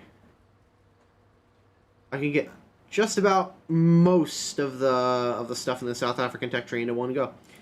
Alright, so starting at Tier 2 with South Africa, you get the Marvin Harrington armored car,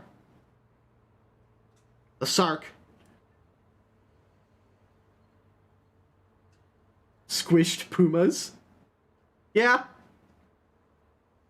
This looks like a puma that's eaten one too many meat pies. It really does. He be chonk. It's so fucking tall too. Like if we look at the top end South African MBT, and we look at the Marvin Harrington armored car, look at that shit.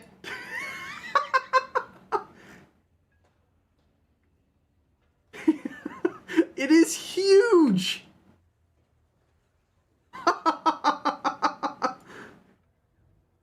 That's great. It looks like it's gonna fall over any minute. Tires look too small.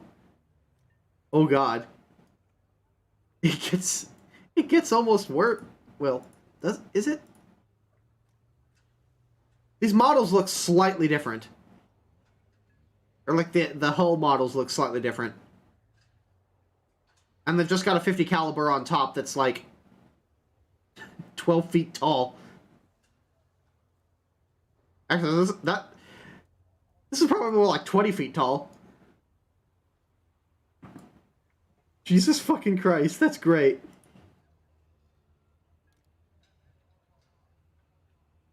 Oh my god, this is incredible. Alright, I need to check the mobility on the 6-pounder version. Looks like if it turns, it will fall over. Yeah, what is center of gravity?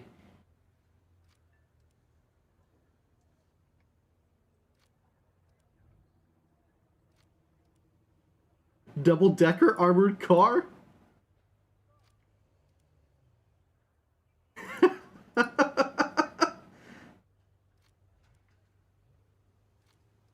Holy shit, this thing is weird.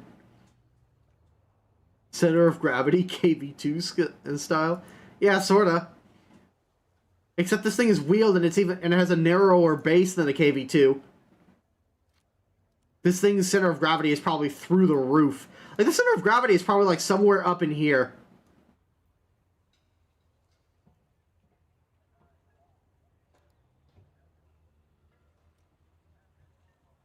Shot Mark 9. You don't even get that much in the way of ammunition, either.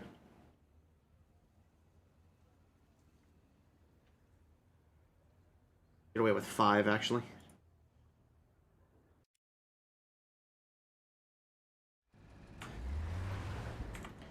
Oh my god, it gets a stabilizer? Oh, you know what? It's probably a shoulder-mounted stabilizer. Yeah.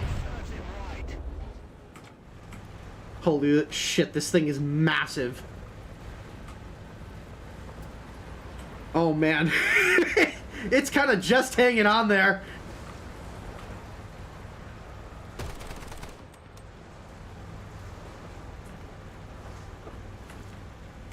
Yeah, the stabilizer is because there's a shoulder rest on the gunner. Like the gun, the 6-pounder gun physically goes over his shoulder, and there's a shoulder rest on the gun, and his shoulder is under the gun, I should say, and he's using his legs to sort of balance the gun as it rolls along. This is not a meme, this is a real vehicle.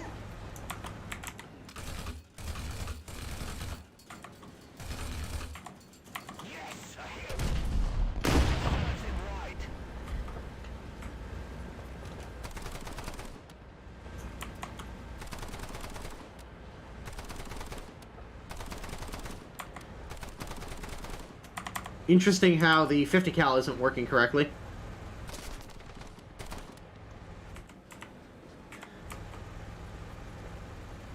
So this thing promotes leg day for the gunner? 100%.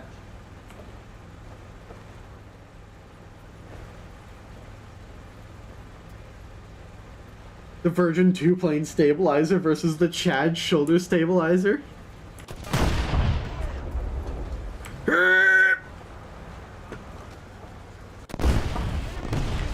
Oh god! This thing nearly got tipped over by the blast. I could easily see bombs landing near this thing, just toppling this thing over like some sort of fat cockroach. Thick thighs do in fact save lives. May not like it, but this is what peak tank looks like. Does it come with circus music? I don't know, but it should.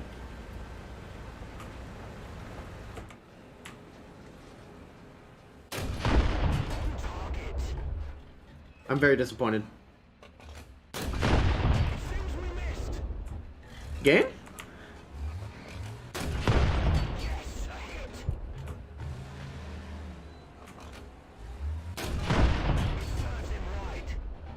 Just detonate already, for fuck's sake. Yeah. I'm actually gonna get really close to the YAG tier and see if I can't kill myself. Or at the very minimum, like, flip myself over. Yeah, this thing is actually very maneuverable, all things considered. It turns on a dime.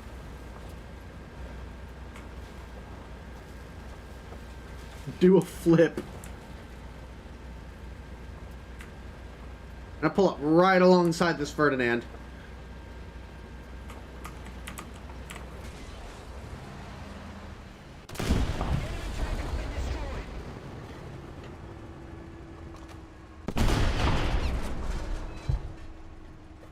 Alright, that was kind of anticlimactic.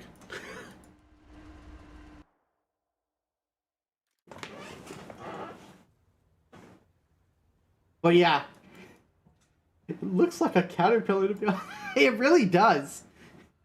It looks like a caterpillar that they slapped a fucking gun on top of. How strong is the hull? Not great. It's like 20 millimeters thick. Yeah, it's pretty damn thin. And the turret really isn't much better. It's perfectly flat, and it's 30 millimeters thick. The thickest piece of armor on this thing is the cast gun mantlet. Or, like, internal mantlet. So, yeah.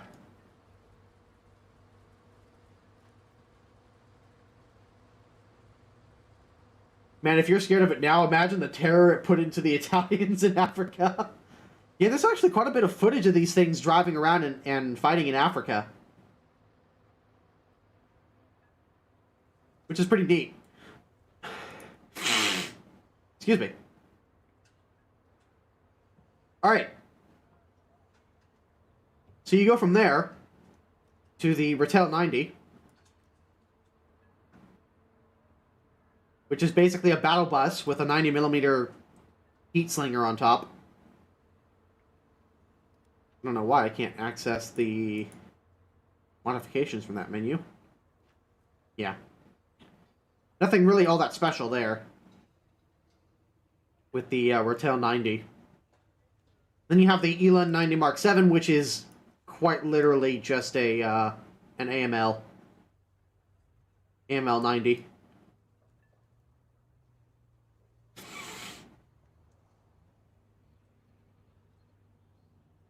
So, basically, if you want to think about this line in a nutshell, it's a bunch of scouts with a couple MBTs. So if you were one of those people who always, like, who liked the British tech tree but always hated the fact that they just lacked scouting vehicles, this is pretty much going to give you a good scouting vehicle at almost every tier. Yeah, then we got the Ratel 20, which I'm definitely going to be using this thing alongside my British 7.3 lineup. Like, think about this for a moment.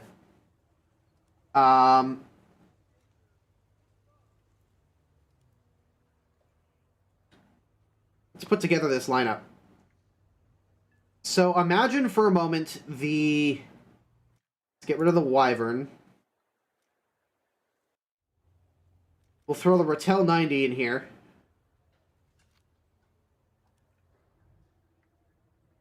Or not the Ratel 90, we'll put the Ratel 20.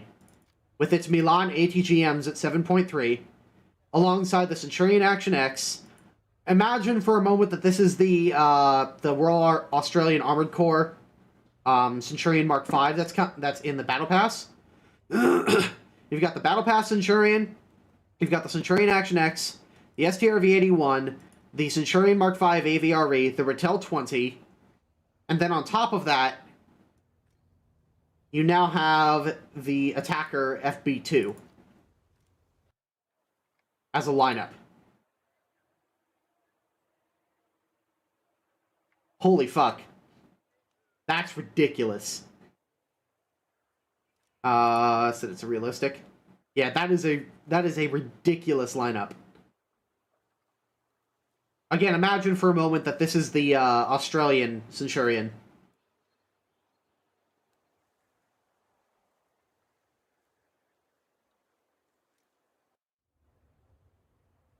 Is the Class 3P staying in Germany's tech tree? Yes.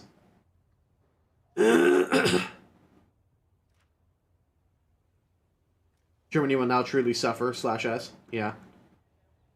ZA35. Yes, it appears that the radar is now working. Holy fuck, that radar is huge. Holy crap.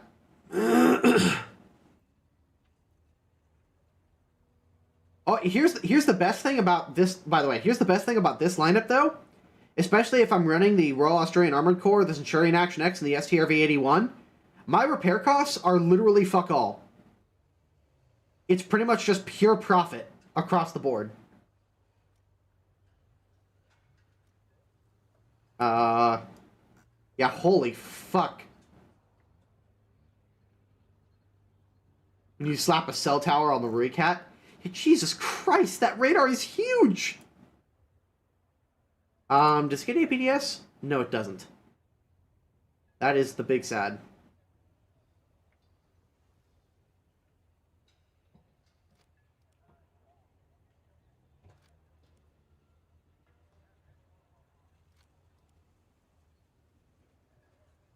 Not having APDS on these 35s is going to be painful.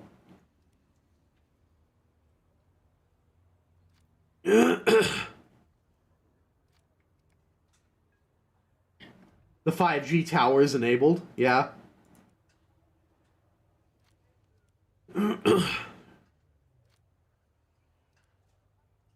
Verizon 5G to everyone on the map.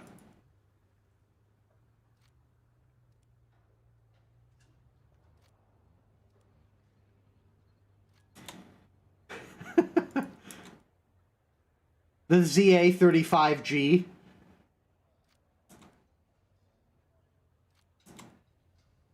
Karens are gonna attack it because it looks like a 5G tower.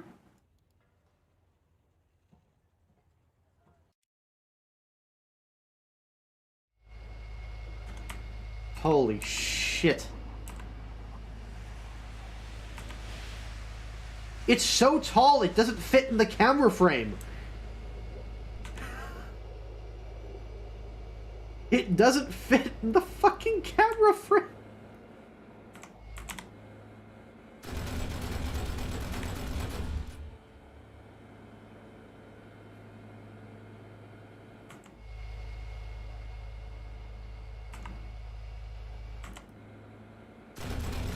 Jesus fucking Christ, South Africa. Compensating for something?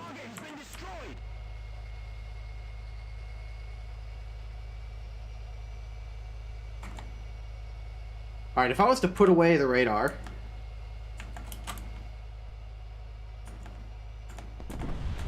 Okay, it appears that the animation for the radar doesn't work.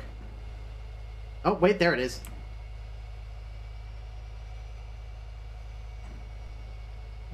Okay.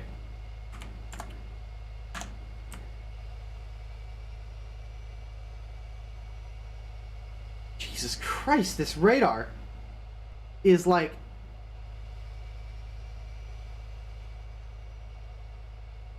It is honestly impressive how big this radar set is on top of this damn thing. It is going to be nigh impossible to hide this vehicle.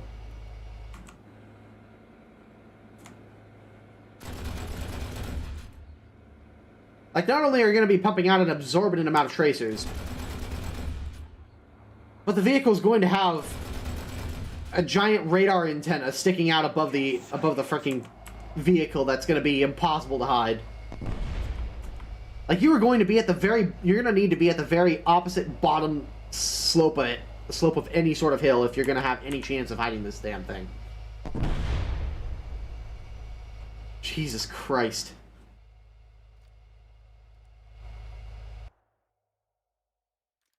Needs to be taller so you can see enemies in space.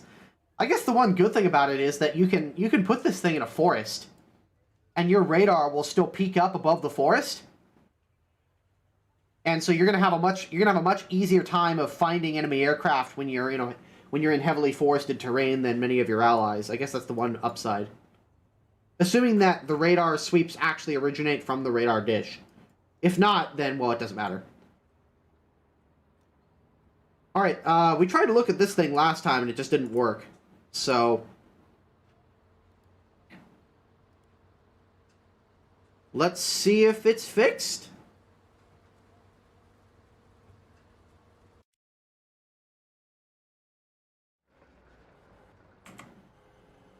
Well, I can aim the gun. Yay, there we go. So yeah, this is a ZV3A2 ATGM, 800 millimeters of penetration. Pretty solid.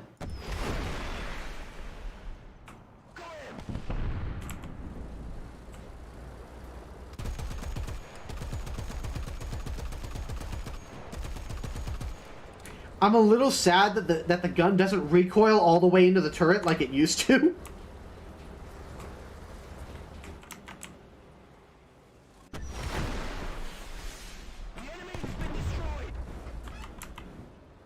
Yeah, you don't really have a lot of zoom on this thing.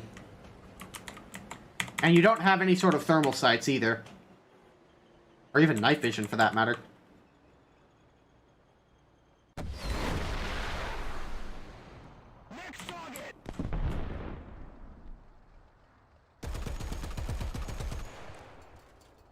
I mean, you would think, considering how many optics are crammed into this thing, that it would actually have a much higher zoom, but it doesn't.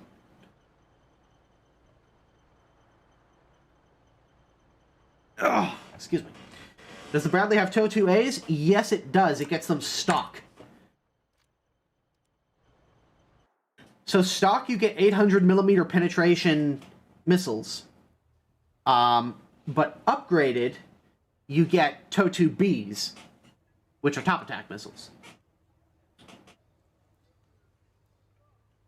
How much pen on the TOW2As? 800 millimeters, the same as the ZT3 here. Is that an autocannon or a machine gun? It's just a 30 caliber machine gun. 7.62 1919 A4 machine gun. Yeah, nothing special there. I think I've already kind of covered this thing. I covered the Oliphant. So I think it's time that we take a look at the TTD.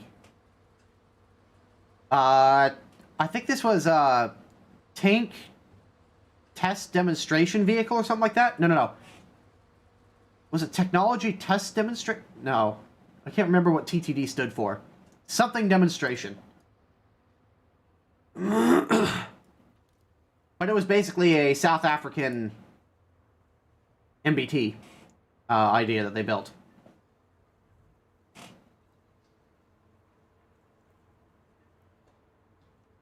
Is it just TOE2? TOE2As supposed to have a tandem warhead. The current one in War Thunder doesn't appear to have a tandem warhead. The TOE2, it's got a TOE2 stock, and a TOE2B is an upgrade. So it looks like they've got the TOE2 in there, but not the TOE2A. Take Technology Demonstrator. That's what it was. Did the Oliphant get composite? It doesn't appear that it's showing up, no. I imagine that's something that they will fix before the update goes live. But yeah, TTD. Thick old boy. If I recall correctly, this is just a really heavily modified Centurion. This is like, if we took a Centurion and we built a modern MBT out of it, what would it look like? From what I understand. As well with the Vickers, Challengers, and stuff? Yeah, it does. Let's get it fully upgraded here, and then let's check out its mobility and so on. Ooh, it gets DM63 as well. Just like the Oliphant Mark II. Yeah, same ammunition as the Oliphant. Not surprising.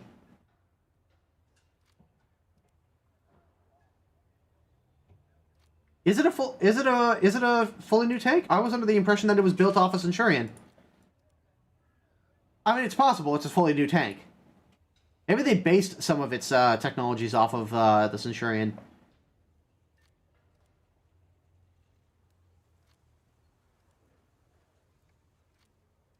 I could be totally wrong there.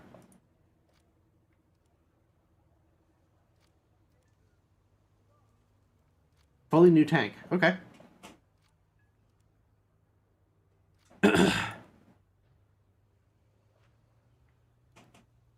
All right. Let's actually put a decent... So let's put this thing in a decent crew. Actually. TTD. You will go in the Ratel 90 slot.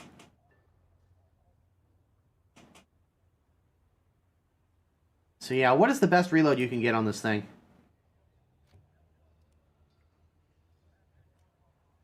6.7 seconds. That's about what I expected. It's a little slow as far as reload speed is concerned, but not bad.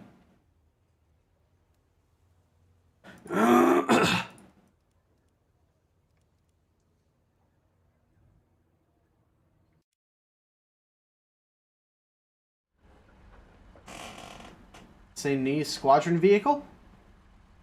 It's not listed here in the new vehicle, so it may not be on this dev server.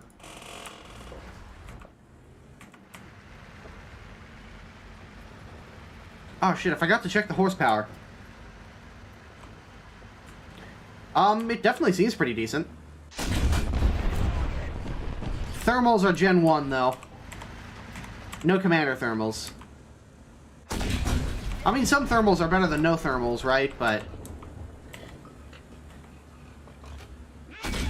it looks like you're going to be... It looks like you're going to be looking for enemies with thermal sights and then identifying them visually. Yeah, it's not crazy mobile, but it's not slow either. That flat turret has me worried, though. Although, technically speaking, against APFSDS, flat turrets are actually preferred to slope turrets. They're actually... APFSDS actually does much worse against, against flat armor than it does against sloped armor. It seems counterintuitive, but that's actually the case.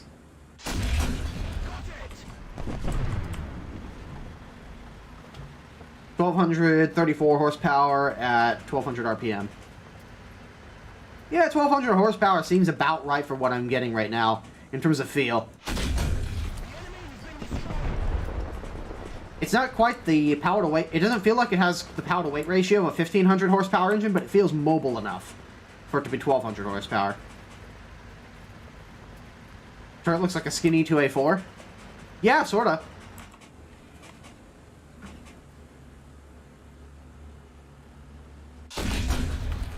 Nailed it.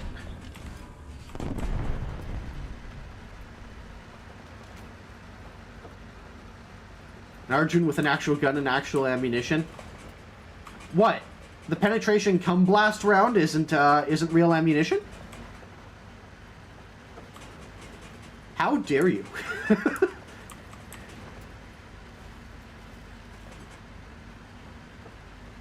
It looks like what happens when you ask people that know nothing about tanks to model a tank. Yeah. Yeah, that's about it. What is the most generic looking tank that we can make that we can make?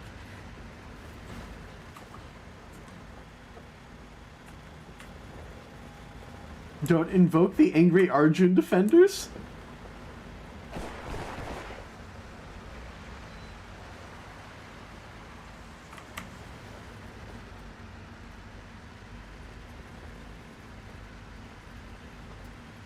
Arjun best MBT. India Superpower 2020.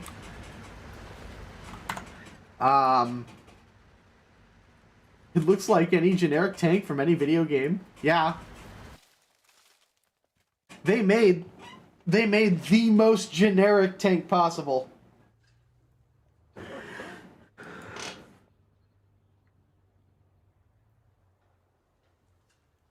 I mean, even still, it's 9.7. It'll fit well with the existing British 9.7 lineup. I mean, heck, at this rate, you're going to be able to have a 9.7 British lineup and not have to take any challengers. It's the dream, man. You can avoid the challengers altogether. Woo!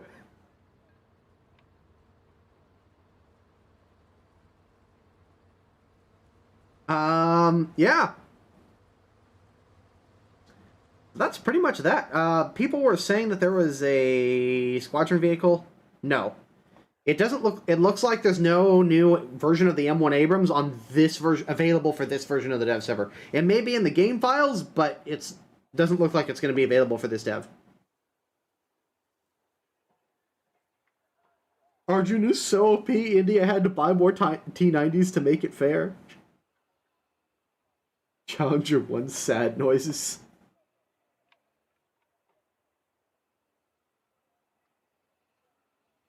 I mean, the Challengers are very good at one thing and one thing only, though. And that's ridgeline sniping. They're very, very good at that. The problem is, if you try to take them outside of that role, then they start to struggle quite a lot. I think, honestly, the Vickers Mark 7 is a way better tank, as well as the Oliphant Mark II and the TTD are going to be just better overall vehicles. Yeah, so it looks like we have 1,250 horsepower on the TTD at 2,100 RPM.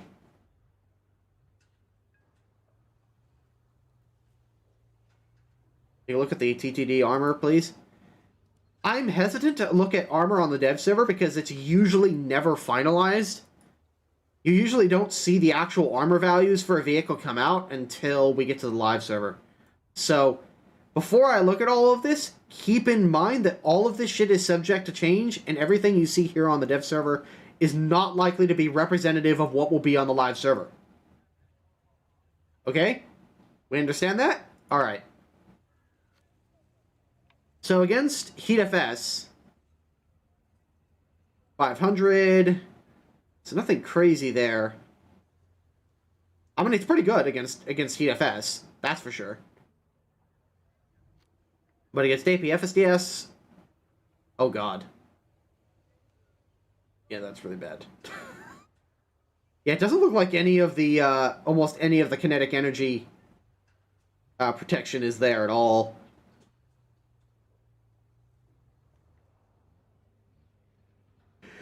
Yikes.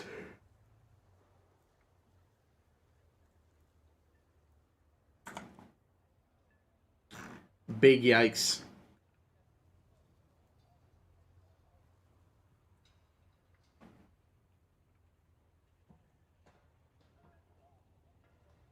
So yeah, like I said, I don't think that this armor is final. I have a hard time believing that the armor is only 36 millimeters thick. Against APFSDS ammunition. Even a relatively lower power APFSDS round like M111.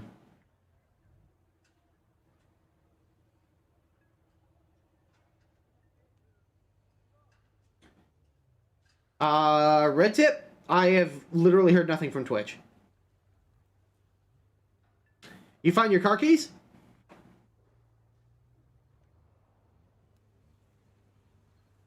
No armor, best armor.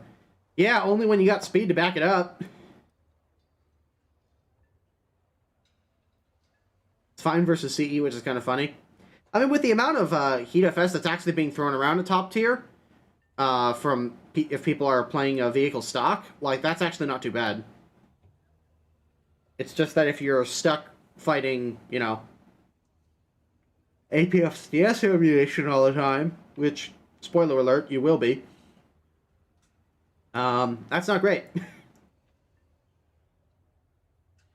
Okay, I think we've pretty much covered everything that there is to cover.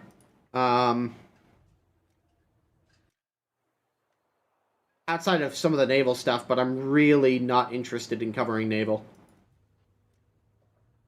I will leave that up to people like Flip Stoog, who are way better at naval stuff.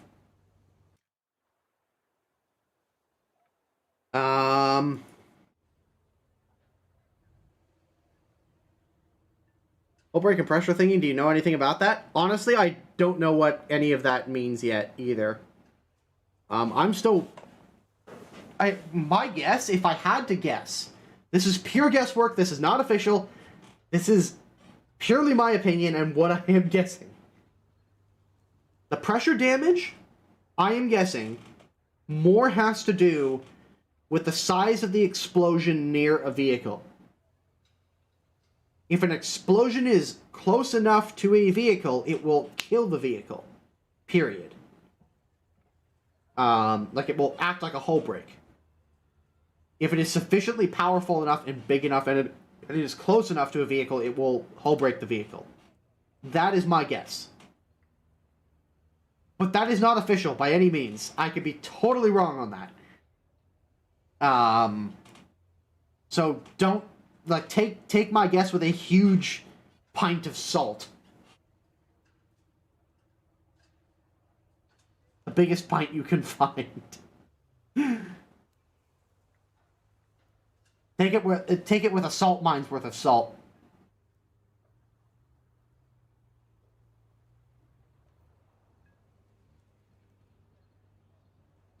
The crew must die. Yeah, I don't know what they're thinking as far as implementing pressure waves and so on. Because that's going to be a difficult thing to get right. But time will tell. Oh. Take it with a salty Swede worth of salt. Yeah. It doesn't appear to be in here. Or, well, is it? No.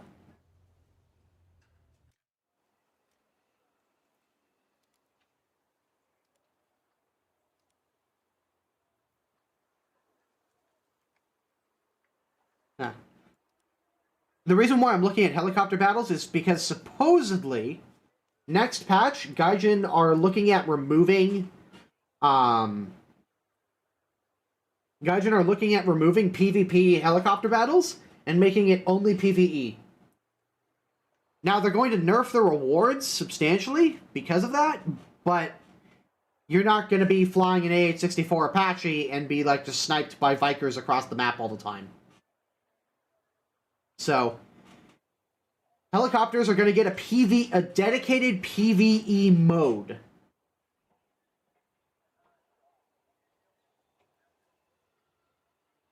Any new maps other than the one from the previous dev server? No.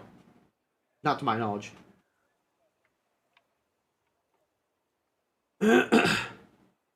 When will the update go live? If I had to guess, sometime next week. Yeah, my best guess would be sometime next week.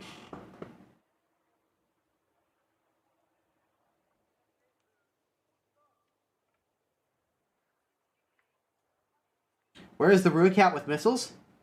From what I understand, that was only ever a mock-up and never actually built. Like the vehicle doesn't exist outside of a wooden mock-up. And Gaijin has decided to not implement it this update or have any plans to implement it. So they teased it, and then they don't appear to be giving it to us. Did you play Normandy and Enlisted? Yes, but this is not really the place to talk about it, Engineer.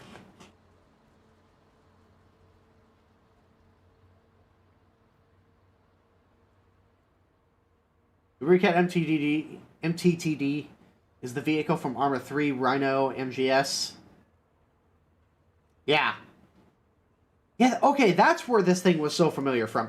I was like, I could have sworn I've seen this thing before, but I could not remember where I've seen it.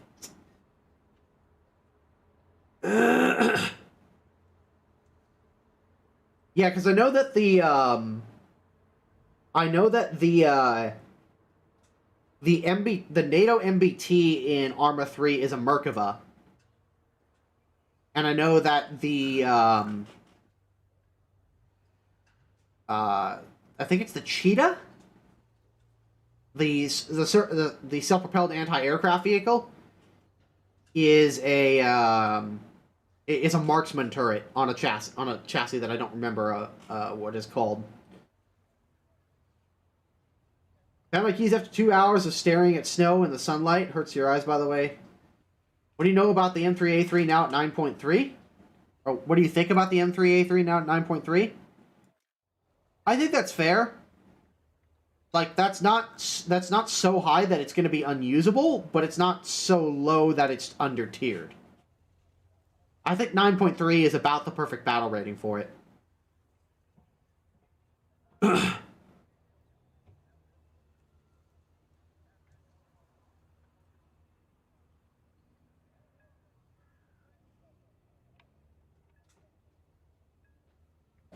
Are there any new British aircraft? As far as I'm aware, the only new British aircraft this update is a premium attacker, FB2, which you can buy with Golden Eagles. This is the only new British aircraft.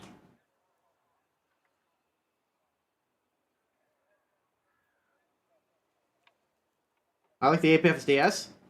Yeah, the APFSDS is nice damage-wise. However, I'm not really noticing much of a difference in terms of penetration. Like, it helps a little bit, but at any realistic ranges, you're gonna struggle to go through most armor. Now, against other IFVs, this 25mm APFSDS will be just fine. It'll do quite a bit of damage.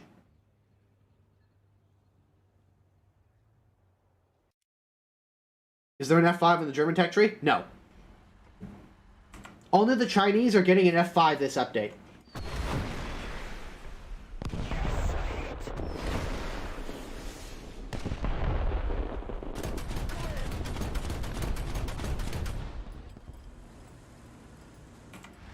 I really do like the fact that they've implemented a second crosshair there. So you can see exactly where the missile is pointing.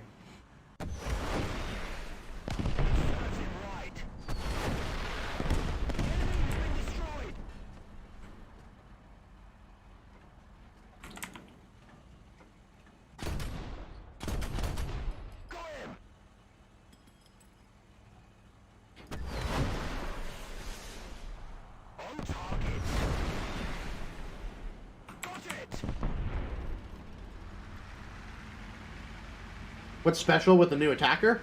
Nothing really. It's just a premium attacker. I think it's aimed mostly at ground forces players. It's not really. I don't think it's really aimed at ARB players. It's more aimed at ground forces players who don't really have higher tier British ground attack aircraft and are looking to get one on the cheap or relatively cheap.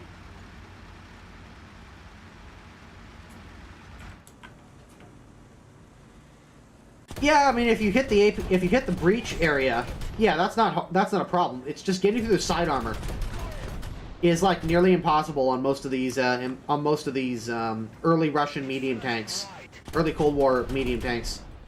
Like, you have to be almost perfectly side on in order to get these stupid things to penetrate.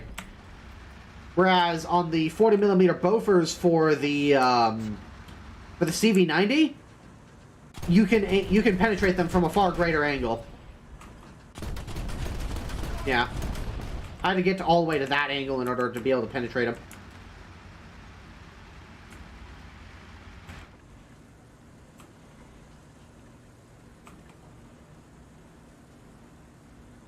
Do all IFVs have a second crosshair? I imagine all of the IFVs that have missiles, yes. Like, if we just go to another one.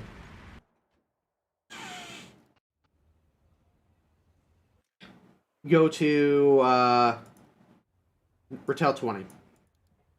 Because this has a Milan ATGM.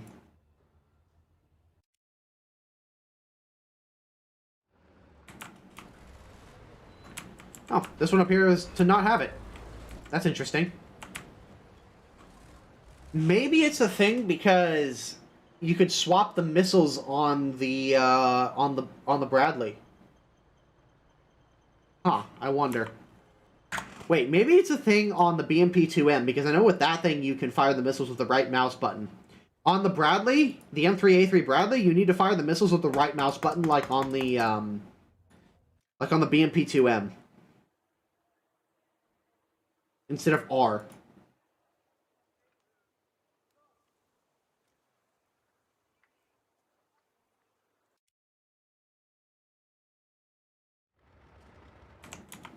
Yeah.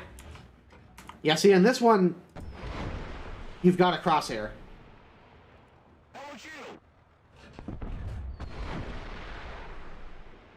And the crosshair, by the way, isn't meant for you to aim with. It's meant to tell you where the missile launcher is looking in relation to your gun turret.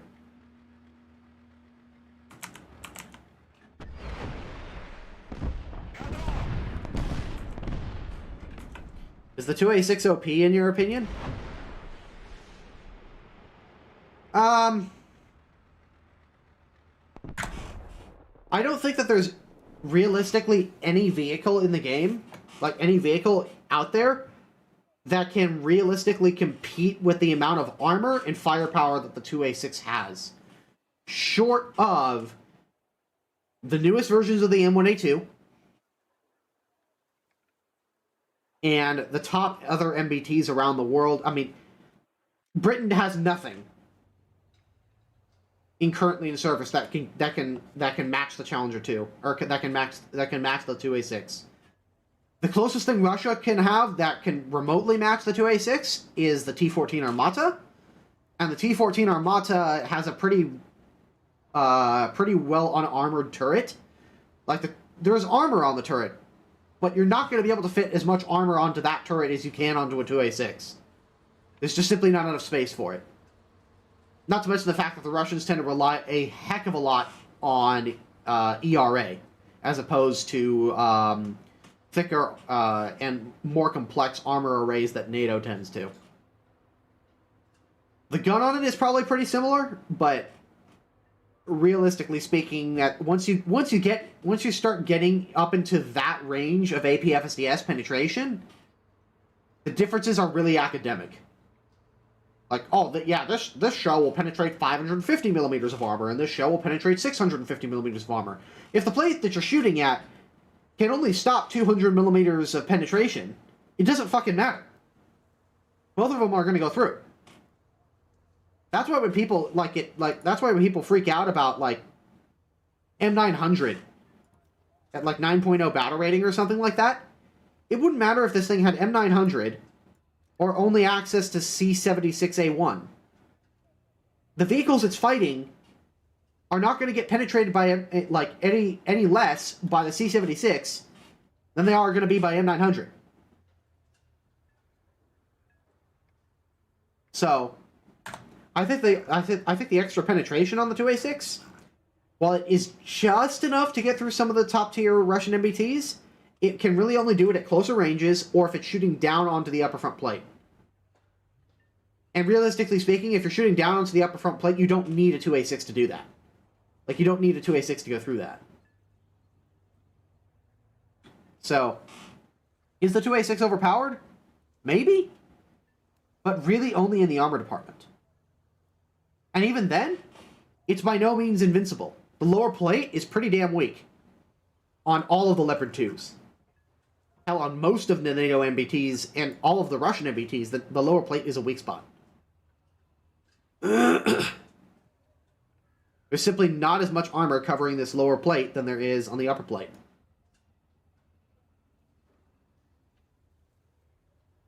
You aim there, you'll do fine.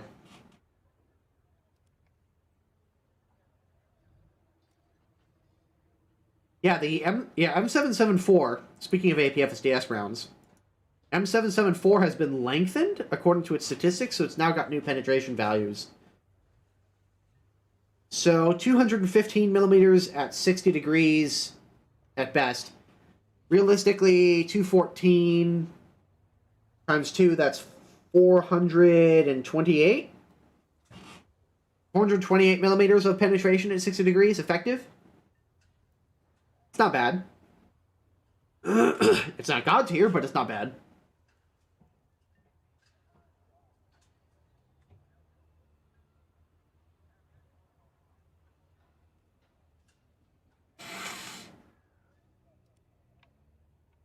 You can fire toes in a turret down position with the M3A3 if you specifically switch to the toe launcher with a hotkey. Oh. You're right. Oh, shit. Oh, shit. Oh, that's gonna be fucking dirty. So not only do you have a top attack missile, but if I switch to said top attack missile, I can be completely behind cover, and I can still fire the missile over cover, just like they can do IRL.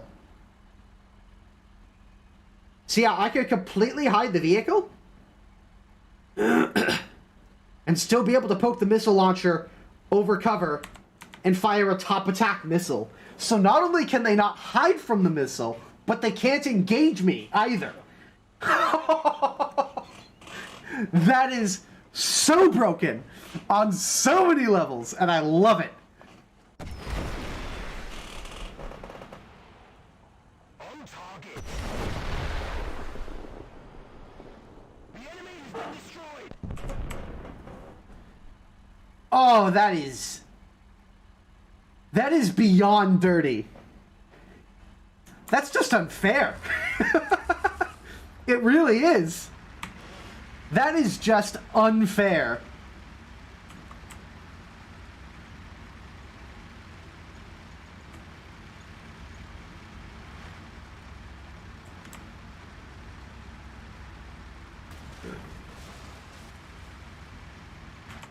Yeah, not only that, but you also get commander thermals too. Oh wait, the hang on. LOL! The toe launcher has fucking... The toe launcher not only can peek over ridgelines, it can not only avoid the best armor of a vehicle with its top attack profile with the TOW 2B, but it has fucking 3rd gen thermal sights. Oh! That's so fucking dirty!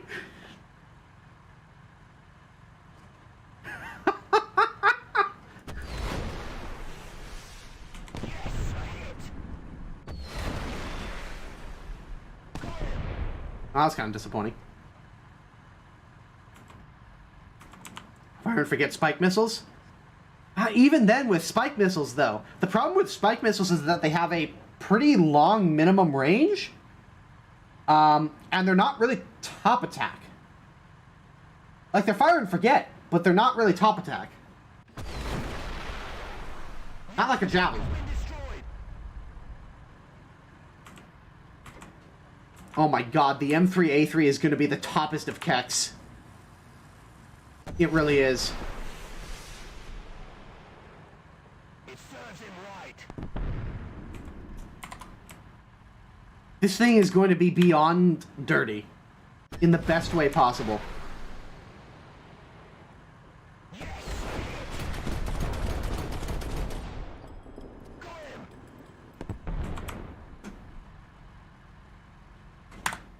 American mains cooms aggressively.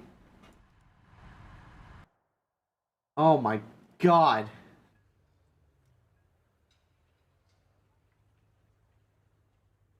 My hype level for this vehicle just went through the roof. Because realistically speaking, the only way you're going to be able to kill a hull down M3A3 Bradley is if you fucking fire a heat round at like his optics or something like that. And it hull breaks him. Or theoretically speaking, if shooting the tow launcher will cause a hull break, you could theoretically get away with that. But that is beyond dirty. That is beyond dirty on so many levels. Yeah, they reworked hull break to make heat rounds more effective. Like, to make high explosive rounds more effective at hull breaking people. So, unless you're talking about the pressure wave stuff, we don't know enough about that to say for certain. Do you think that the Leopard 2 PLs will get clubbed after the update when a lot of wallet warriors buy it? Oh, 100%. Even if the Leopard 2 PL gets its DM33 and better thermal sights, even if it gets those two things, a vast majority of the people who are going to buy this thing right off the bat are probably people who have never played top tier before. They don't know the weak spots of any of the vehicles they're fighting, and they have little idea of how top tier is different from the rest of the game.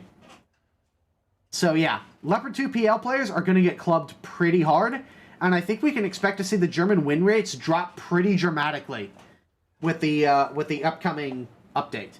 So if you're somebody who plans on playing top tier Germany in the next update, expect to have a lot of idiots on your team and expect to lose a lot of games. Like, watch the German win rates go from like 60% or whatever they're hanging at right now, 60-70% right now, just plummet into the ground.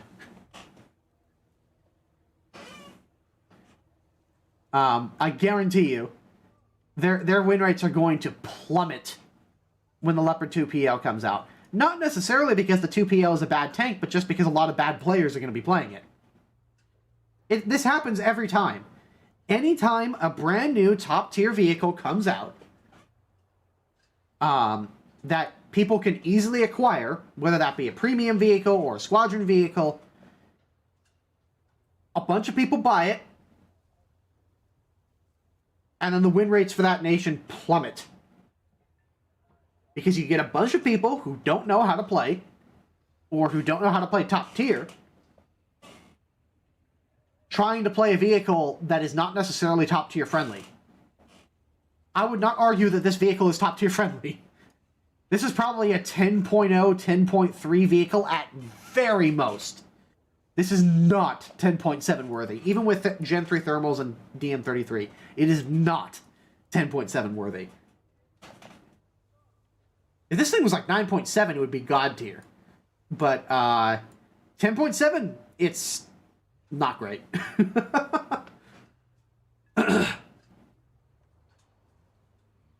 And drops in win rate means down tiers.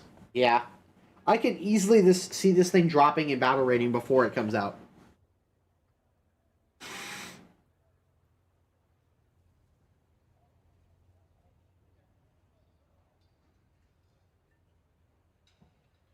Doesn't raise the camera much, if at all, that I can see. It's definitely there. Like, it definitely changes the camera angle. To be fair, I've been playing for years now and I'm still trash. Hey, recognizing the fact that you're bad at the game is the first step to getting better. Too many people who are bad at the game simply just blame it on everybody else and don't accept the fact that maybe it's them. Knowing that you're bad at something is the first step to getting better, and you would be surprised how many people don't know that. It looks like it shifts it off to the left a little bit. It may still be below the horizon. Okay, yeah, so it looks like the gun sight is like down here on the Bradley. And they probably did that on purpose to keep people from hill peaking with this thing. If that's the case, then that's understandable. But, it doesn't make it any less funny that this vehicle still has top attack missiles.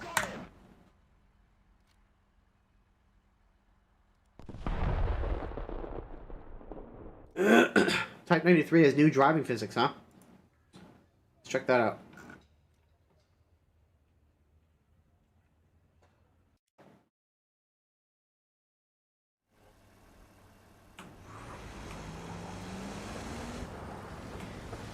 It definitely accelerates a lot faster, that's for sure. Holy shit.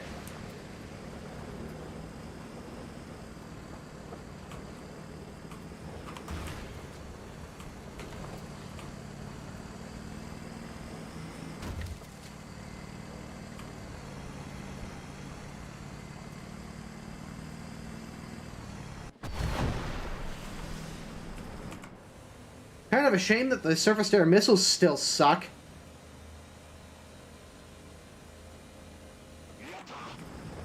Jesus Christ, those things are so bad.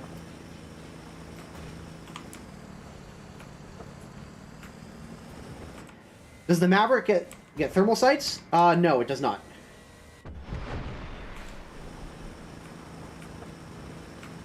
Well, that's more like it. Oh my god, the damage is so bad.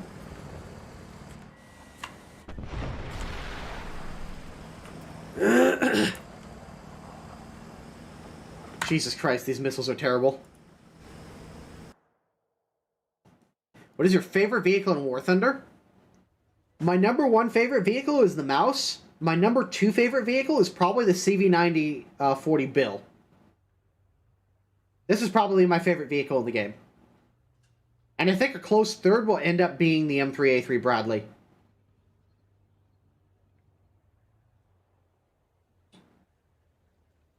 Does the F5A have its fume deflectors in this dev server? I don't know. That's a good question. It's possible. Because I remember, because I know in DCS with the F5, you have to press the trigger once to open the fume deflectors. And then you press the trigger again to pull the trigger, or to actually shoot the guns.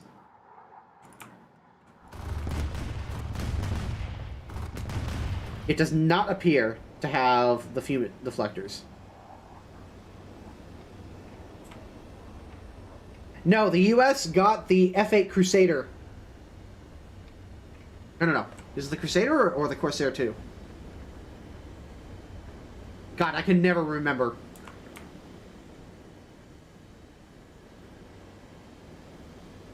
Play his theme. I already did a Unicorn review on the bill. I did one back in August.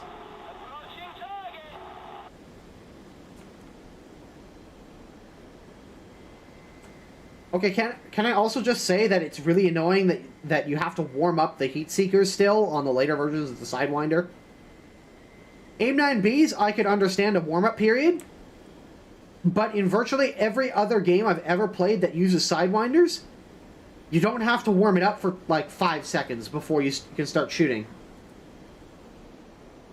You just switch to the Sidewinder and it's already good to go.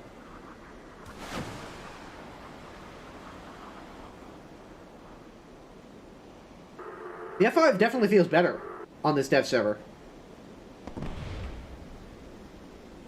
Any new Russian tanks?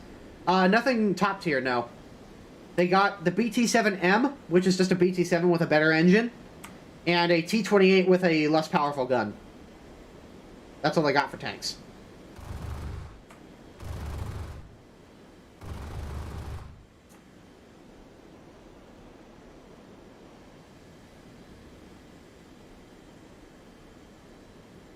Looks like you love top attack missiles.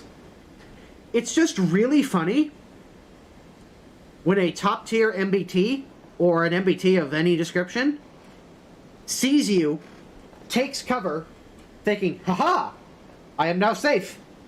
He can't possibly hit me.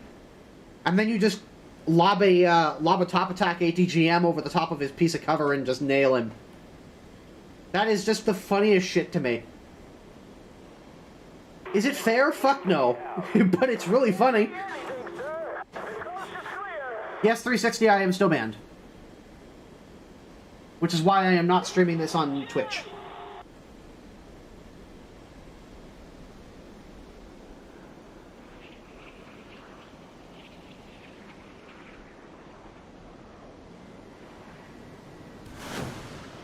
That was probably... yeah, that was a terrible angle.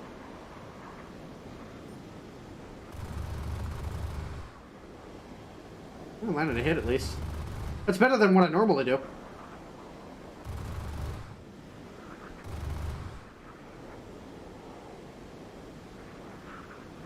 I am catching this MiG-15, although my acceleration is not as good as, say, a MiG-21. What did I get banned for? I don't know. Supposedly, according to Twitch, I have said racial slurs. But I haven't.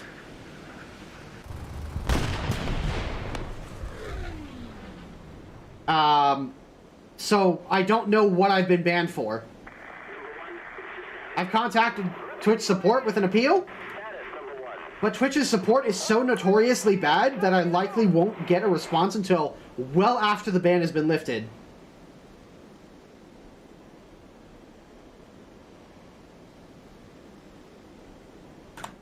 Which is, by the way, it will end on Saturday. I was banned for 7 days. Again, I don't know why I've been banned. I don't know what I said that has gotten me banned. And Twitch refuses to tell me. So. Really not much I can do. I would rather take Indian tech support over Twitch support.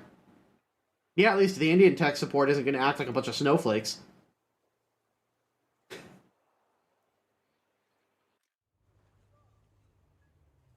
Load on the F8 Crusader? There are currently no loadouts available for the F8.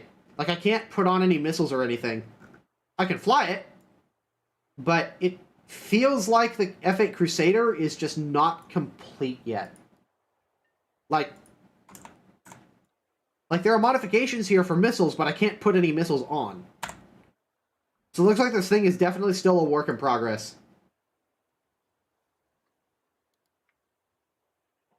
I can already say, though, that even in its current state, it's already substantially better than the A7 Corsair in terms of just maneuverability, power, speed. It is way better than the Corsair.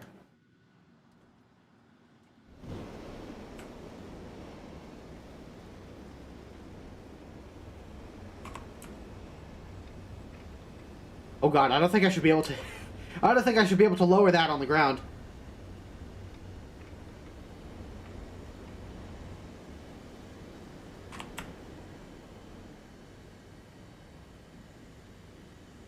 How powerful is the M3A3 engine?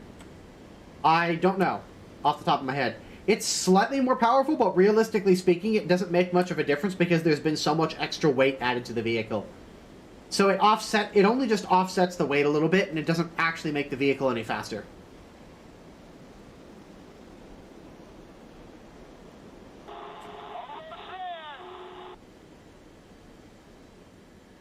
How much pen do the Corsair's ATGMs have? What, the Mavericks? Like 1,800 millimeters or something ridiculous?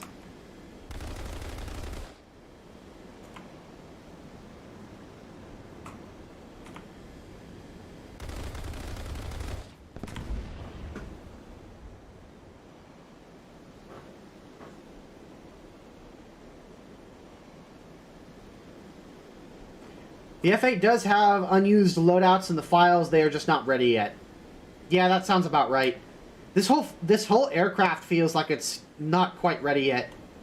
Just like the fact that the flaperons here are constantly angled downward, like that just seems wrong. I feel like the resting position, like if I pull up or if I roll the aircraft, you see how the flaperons close up like that? I should not be able to roll the airplane with the flaperons flat like that. But as soon as I let go, they rest in the down position. That would be very bad.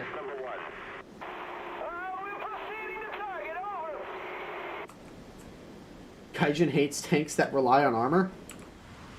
It's not even so much that. It's just, like, here's the thing. I'm not actually all that concerned about Mavericks this coming patch. How could you say that, man? They've got 1800 millimeters of pen. They're just gonna ruin ground forces. Well, clearly you don't understand how to use Mavericks. First of all, Mavericks, you can't dumbfire a Maverick. It has to have a lock on something before it can fire. In addition, the range of the Mavericks is pretty substantially short. And by the way, it's kind of interesting how they put the Mavericks on pods or on smart racks. And in order for you to aim and lock onto something with the Mavericks, you need to be pretty much flying straight and level.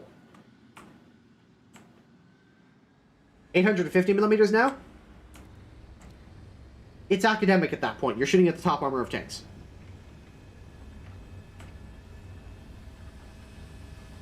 We're saying Yabo? It's probably flagging Yabo as, like, some bad word or something.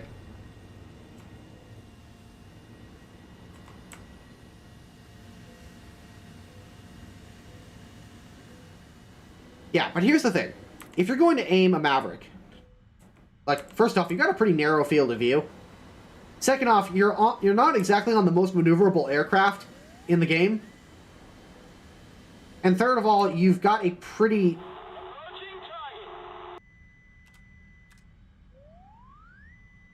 Yeah. You've got a pretty short range. And in order for me to be able to properly aim that missile, I need to be flying straight and level while I search for a target, find it, lock it up, and then fire.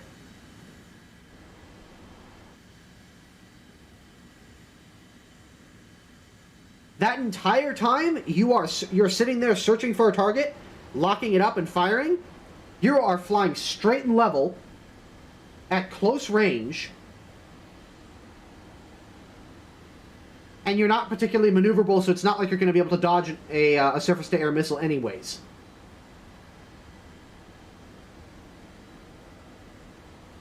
So as powerful as the Mavericks are, as much punch as they deliver to a target,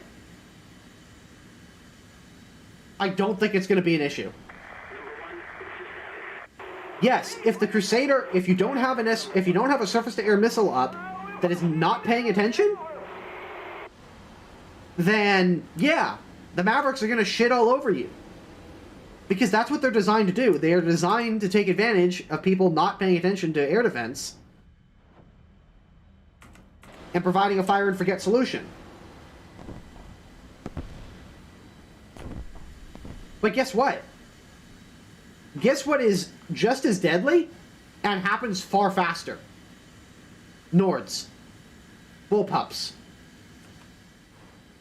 The only difference with the bullpups and the Nords is that they're manually guided. They won't go off bore sight to hit a target. But you can fire them from a substantially longer range, and they're going to fly straight and true to the target, as long as you aim them correctly.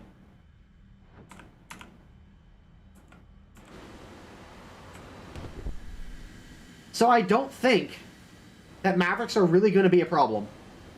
What's your status? We're on course, on time, and on target. Everything's fine. How are you? Because I can pretty much right now, I rate the Bullpup and the Nords as far more deadly surface-to-air missile systems than the Maverick. Yes, the Maverick brings more punch to the table. But in order to get that lock, you have to do a lot more work. And you have to fly straight and level and make your aircraft pretty vulnerable. It is kind of funny, though, that you can lock onto planes with it. Ah, come on.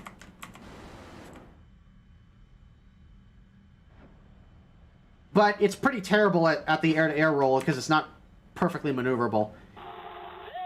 Although it can be useful in a head-on attack. Yeah, I don't think it's going to be able to hit that. Nope. Just exploded. So Maverick is a duck hitting a windshield at terminal velocity? Pretty much. It is a guided weapon. It is a fire-and-forget weapon. Once the missile comes off the rail, it's not your problem anymore. The problem is that in order to set yourself up to have that missile come off the rail, you have to pretty much fly straight and level. That'd be useful against helicopters? Yeah, actually they would be. Oh, here's the other thing about Mavericks. If you go behind a tree, the Maverick can't see you, and he'll lose lock and explode. If you because the Maverick relies entirely on maintaining line of sight to the target. If it loses line of sight to the target, it goes stupid and blows up. Like it detonates prematurely.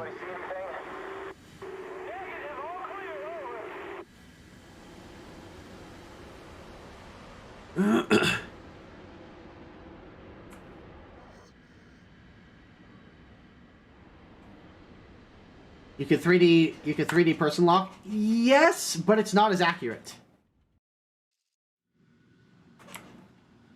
And again, you still have to wait for the lock to be acquired before you can fire. From what I'm told, firing in third person is possible, but it's not very accurate. It's not as good as locking it up in first person.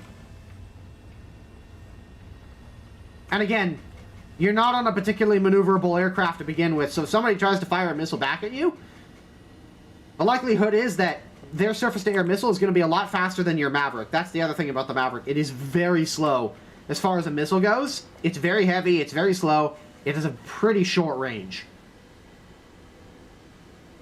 Is the Store system on the T-90 going to stop the missile? That's a good question. I doubt it, because the missile is likely going to be coming from above, and the Store has a pretty narrow arc as to where it actually affects anything.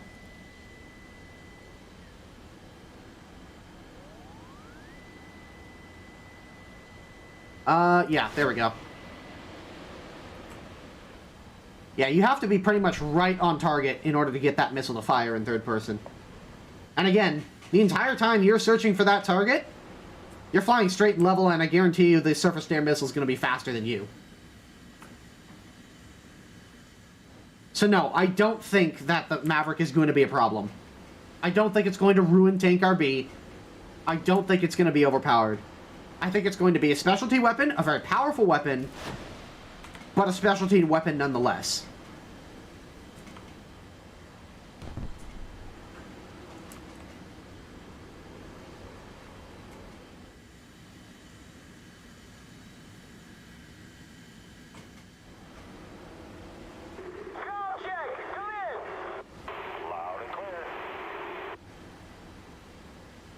Not to mention that you seem to have to be pretty freaking close in order to pick up an airplane. Yeah, it looks like you gotta be within... You have to be within, There we go. Pretty much have to be within Sidewinder range. And all he has to do is fly perpendicular to the missile, and the missile won't catch him.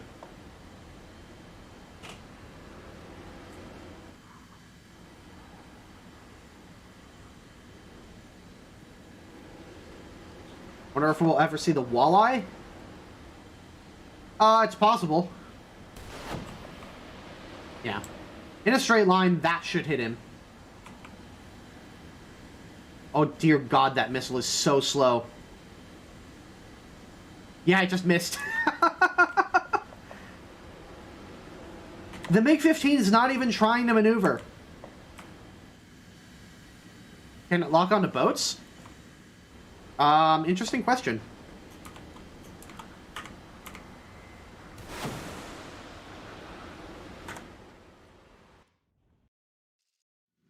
In the last dev server, it was unable to lock onto boats, but it might be now.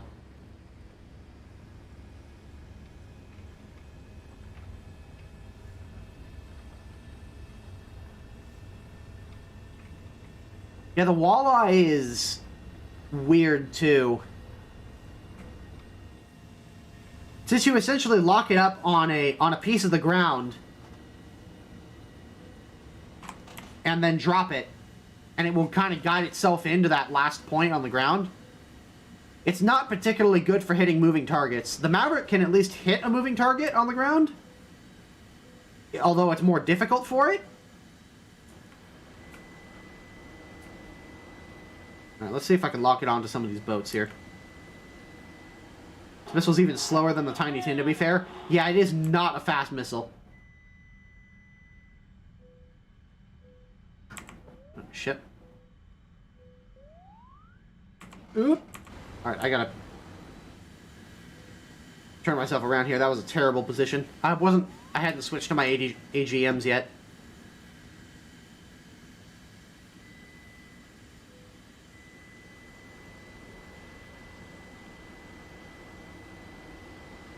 IRL picks the difference in contrast in the TV image. Yeah.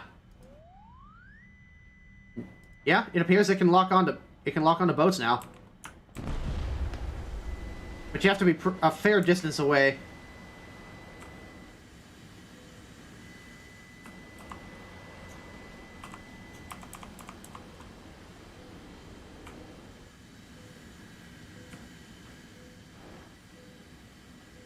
So this should not be a big problem. Yeah, I mean, in theory, this thing has a longer range than an ATGM, but you're flying a fixed-wing aircraft with Mavericks, so you're rapidly closing that range.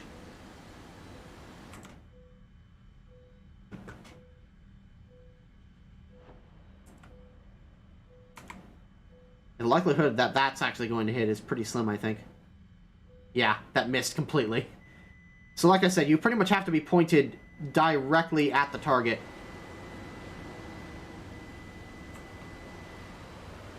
That you want to hit with a Maverick if you want it to actually hit anything.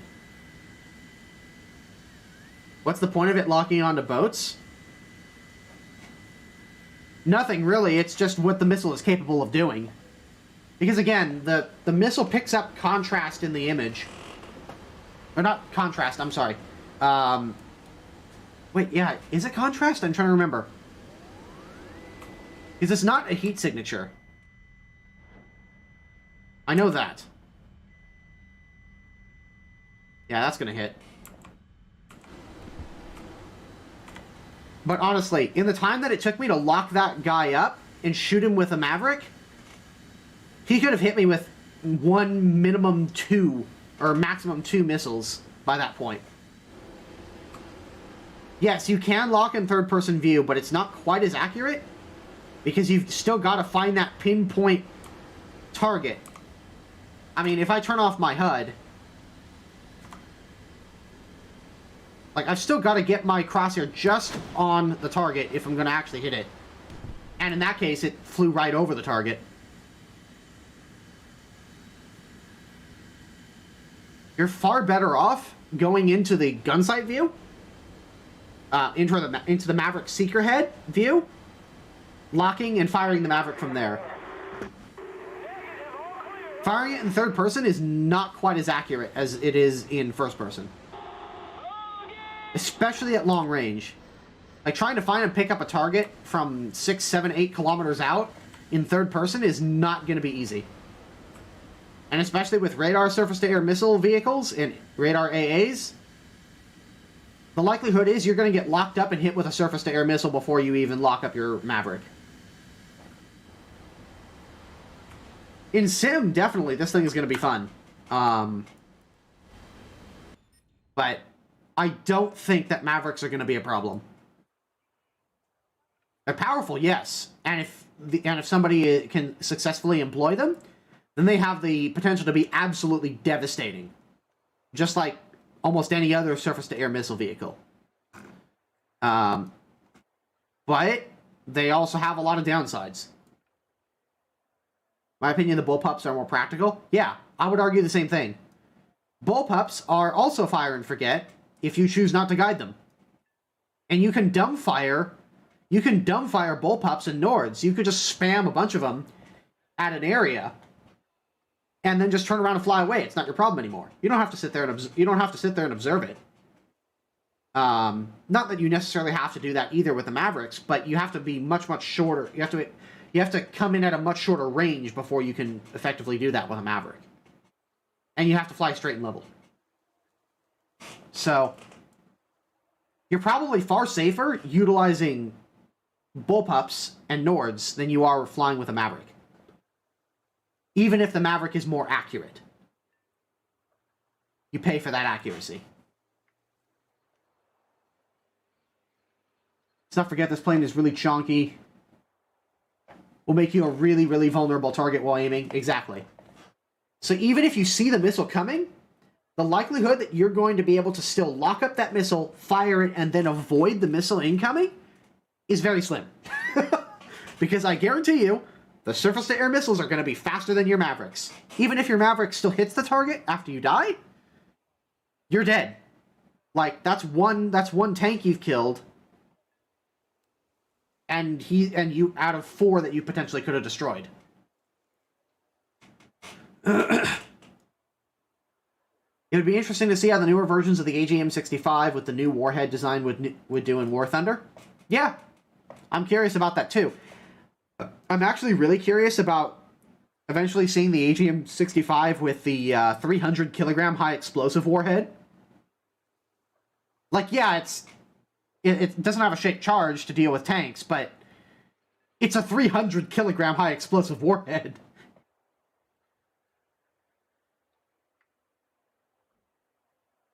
Tanks with LWS will be warned? No. They will not get. You will not get a warning with a laser warning system, because the Mavericks don't rely on laser guidance.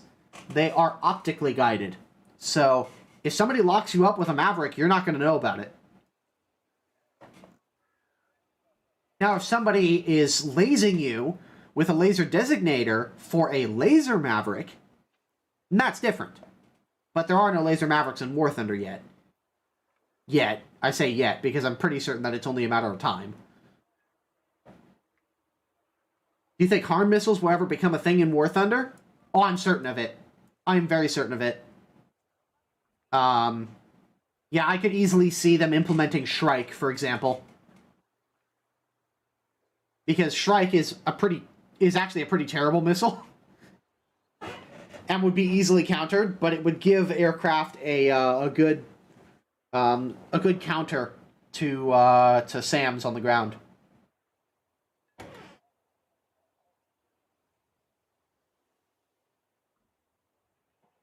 This thing would be played like gain altitude, dive, shoot, repeat. Yeah, and hope you don't get nailed in the face with a surface-to-air missile. But yeah, I very highly suspect that we will see anti-radiation missiles eventually.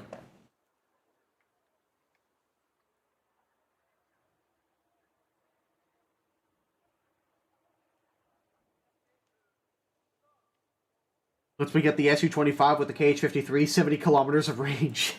Yeah. Yeah, modern anti-radiation missiles are interesting, to put it mildly. Will the T-90A stop a Maverick? I doubt it, unless the Maverick is coming straight at the T-90 and hits the strongest part of the armor. Because most of the time, if you're going to get hit by a Maverick, you're not going to get hit from the front. You're not going to get hit from the front. You're going to get hit from, like, the top. So you're going to get hit from, like, up here. From this angle. And even then, like, 850 millimeters of penetration should go straight through. Yeah. Yeah, even a 550 millimeter penetration shell will go straight through the upper front plate of a T90. Not to mention the roof. Let alone a Maverick, which has 850 millimeters of penetration. So yeah, you're not going to stop a Maverick if it's coming for you. Now, the reason why the T90 works against tanks is because, well, it's firing at angled protected armor.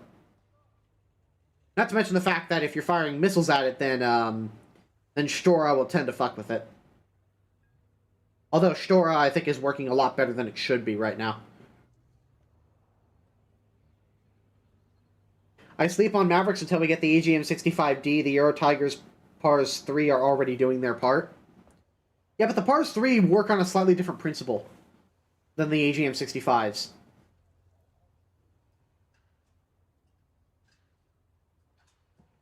Will there be an anti-ATGM system to stop...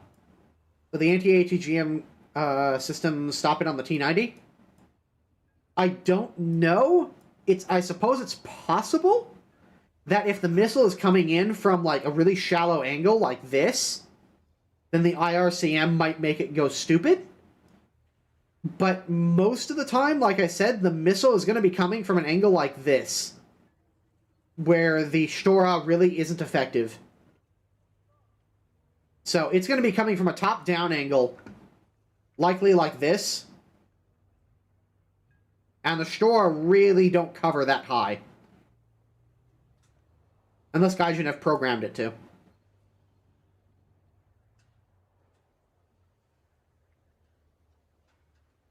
The Ford helipad, land, rinse, and repeat.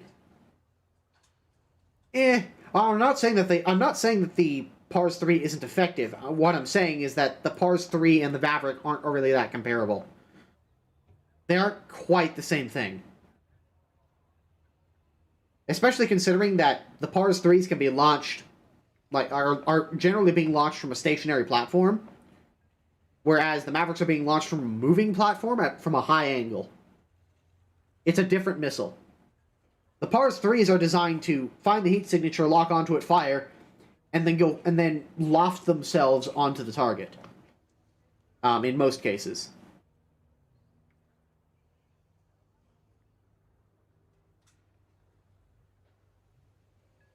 Yeah, not as viable as the Pars. I agree.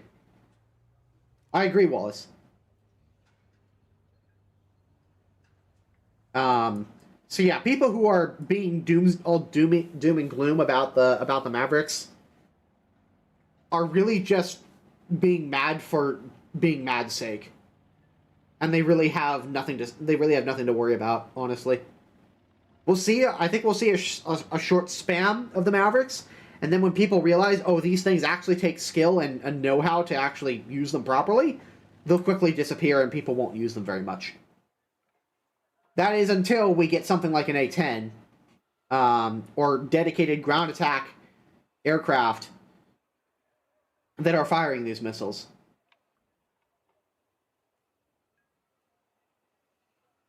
The S-300 grumble and G91s are going to cease to exist. Well, time will tell. There's a lot of G91s out there. You spam them long enough and hard enough, and any one of them could get through. All they have to do is get lucky once.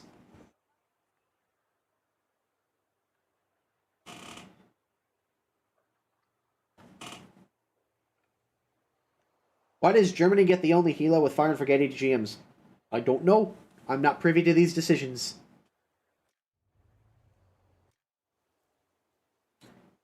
Alright. I think I'm going to go ahead and call the stream there, everybody. I actually have a paper that I need to go and write for school that's due tomorrow.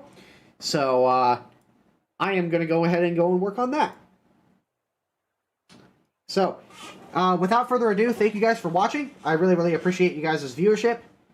Helps me out a ton. I will be back maybe on Saturday, most likely on Sunday. Once my Twitch channel is given back to me after the bullshit that just happened last week.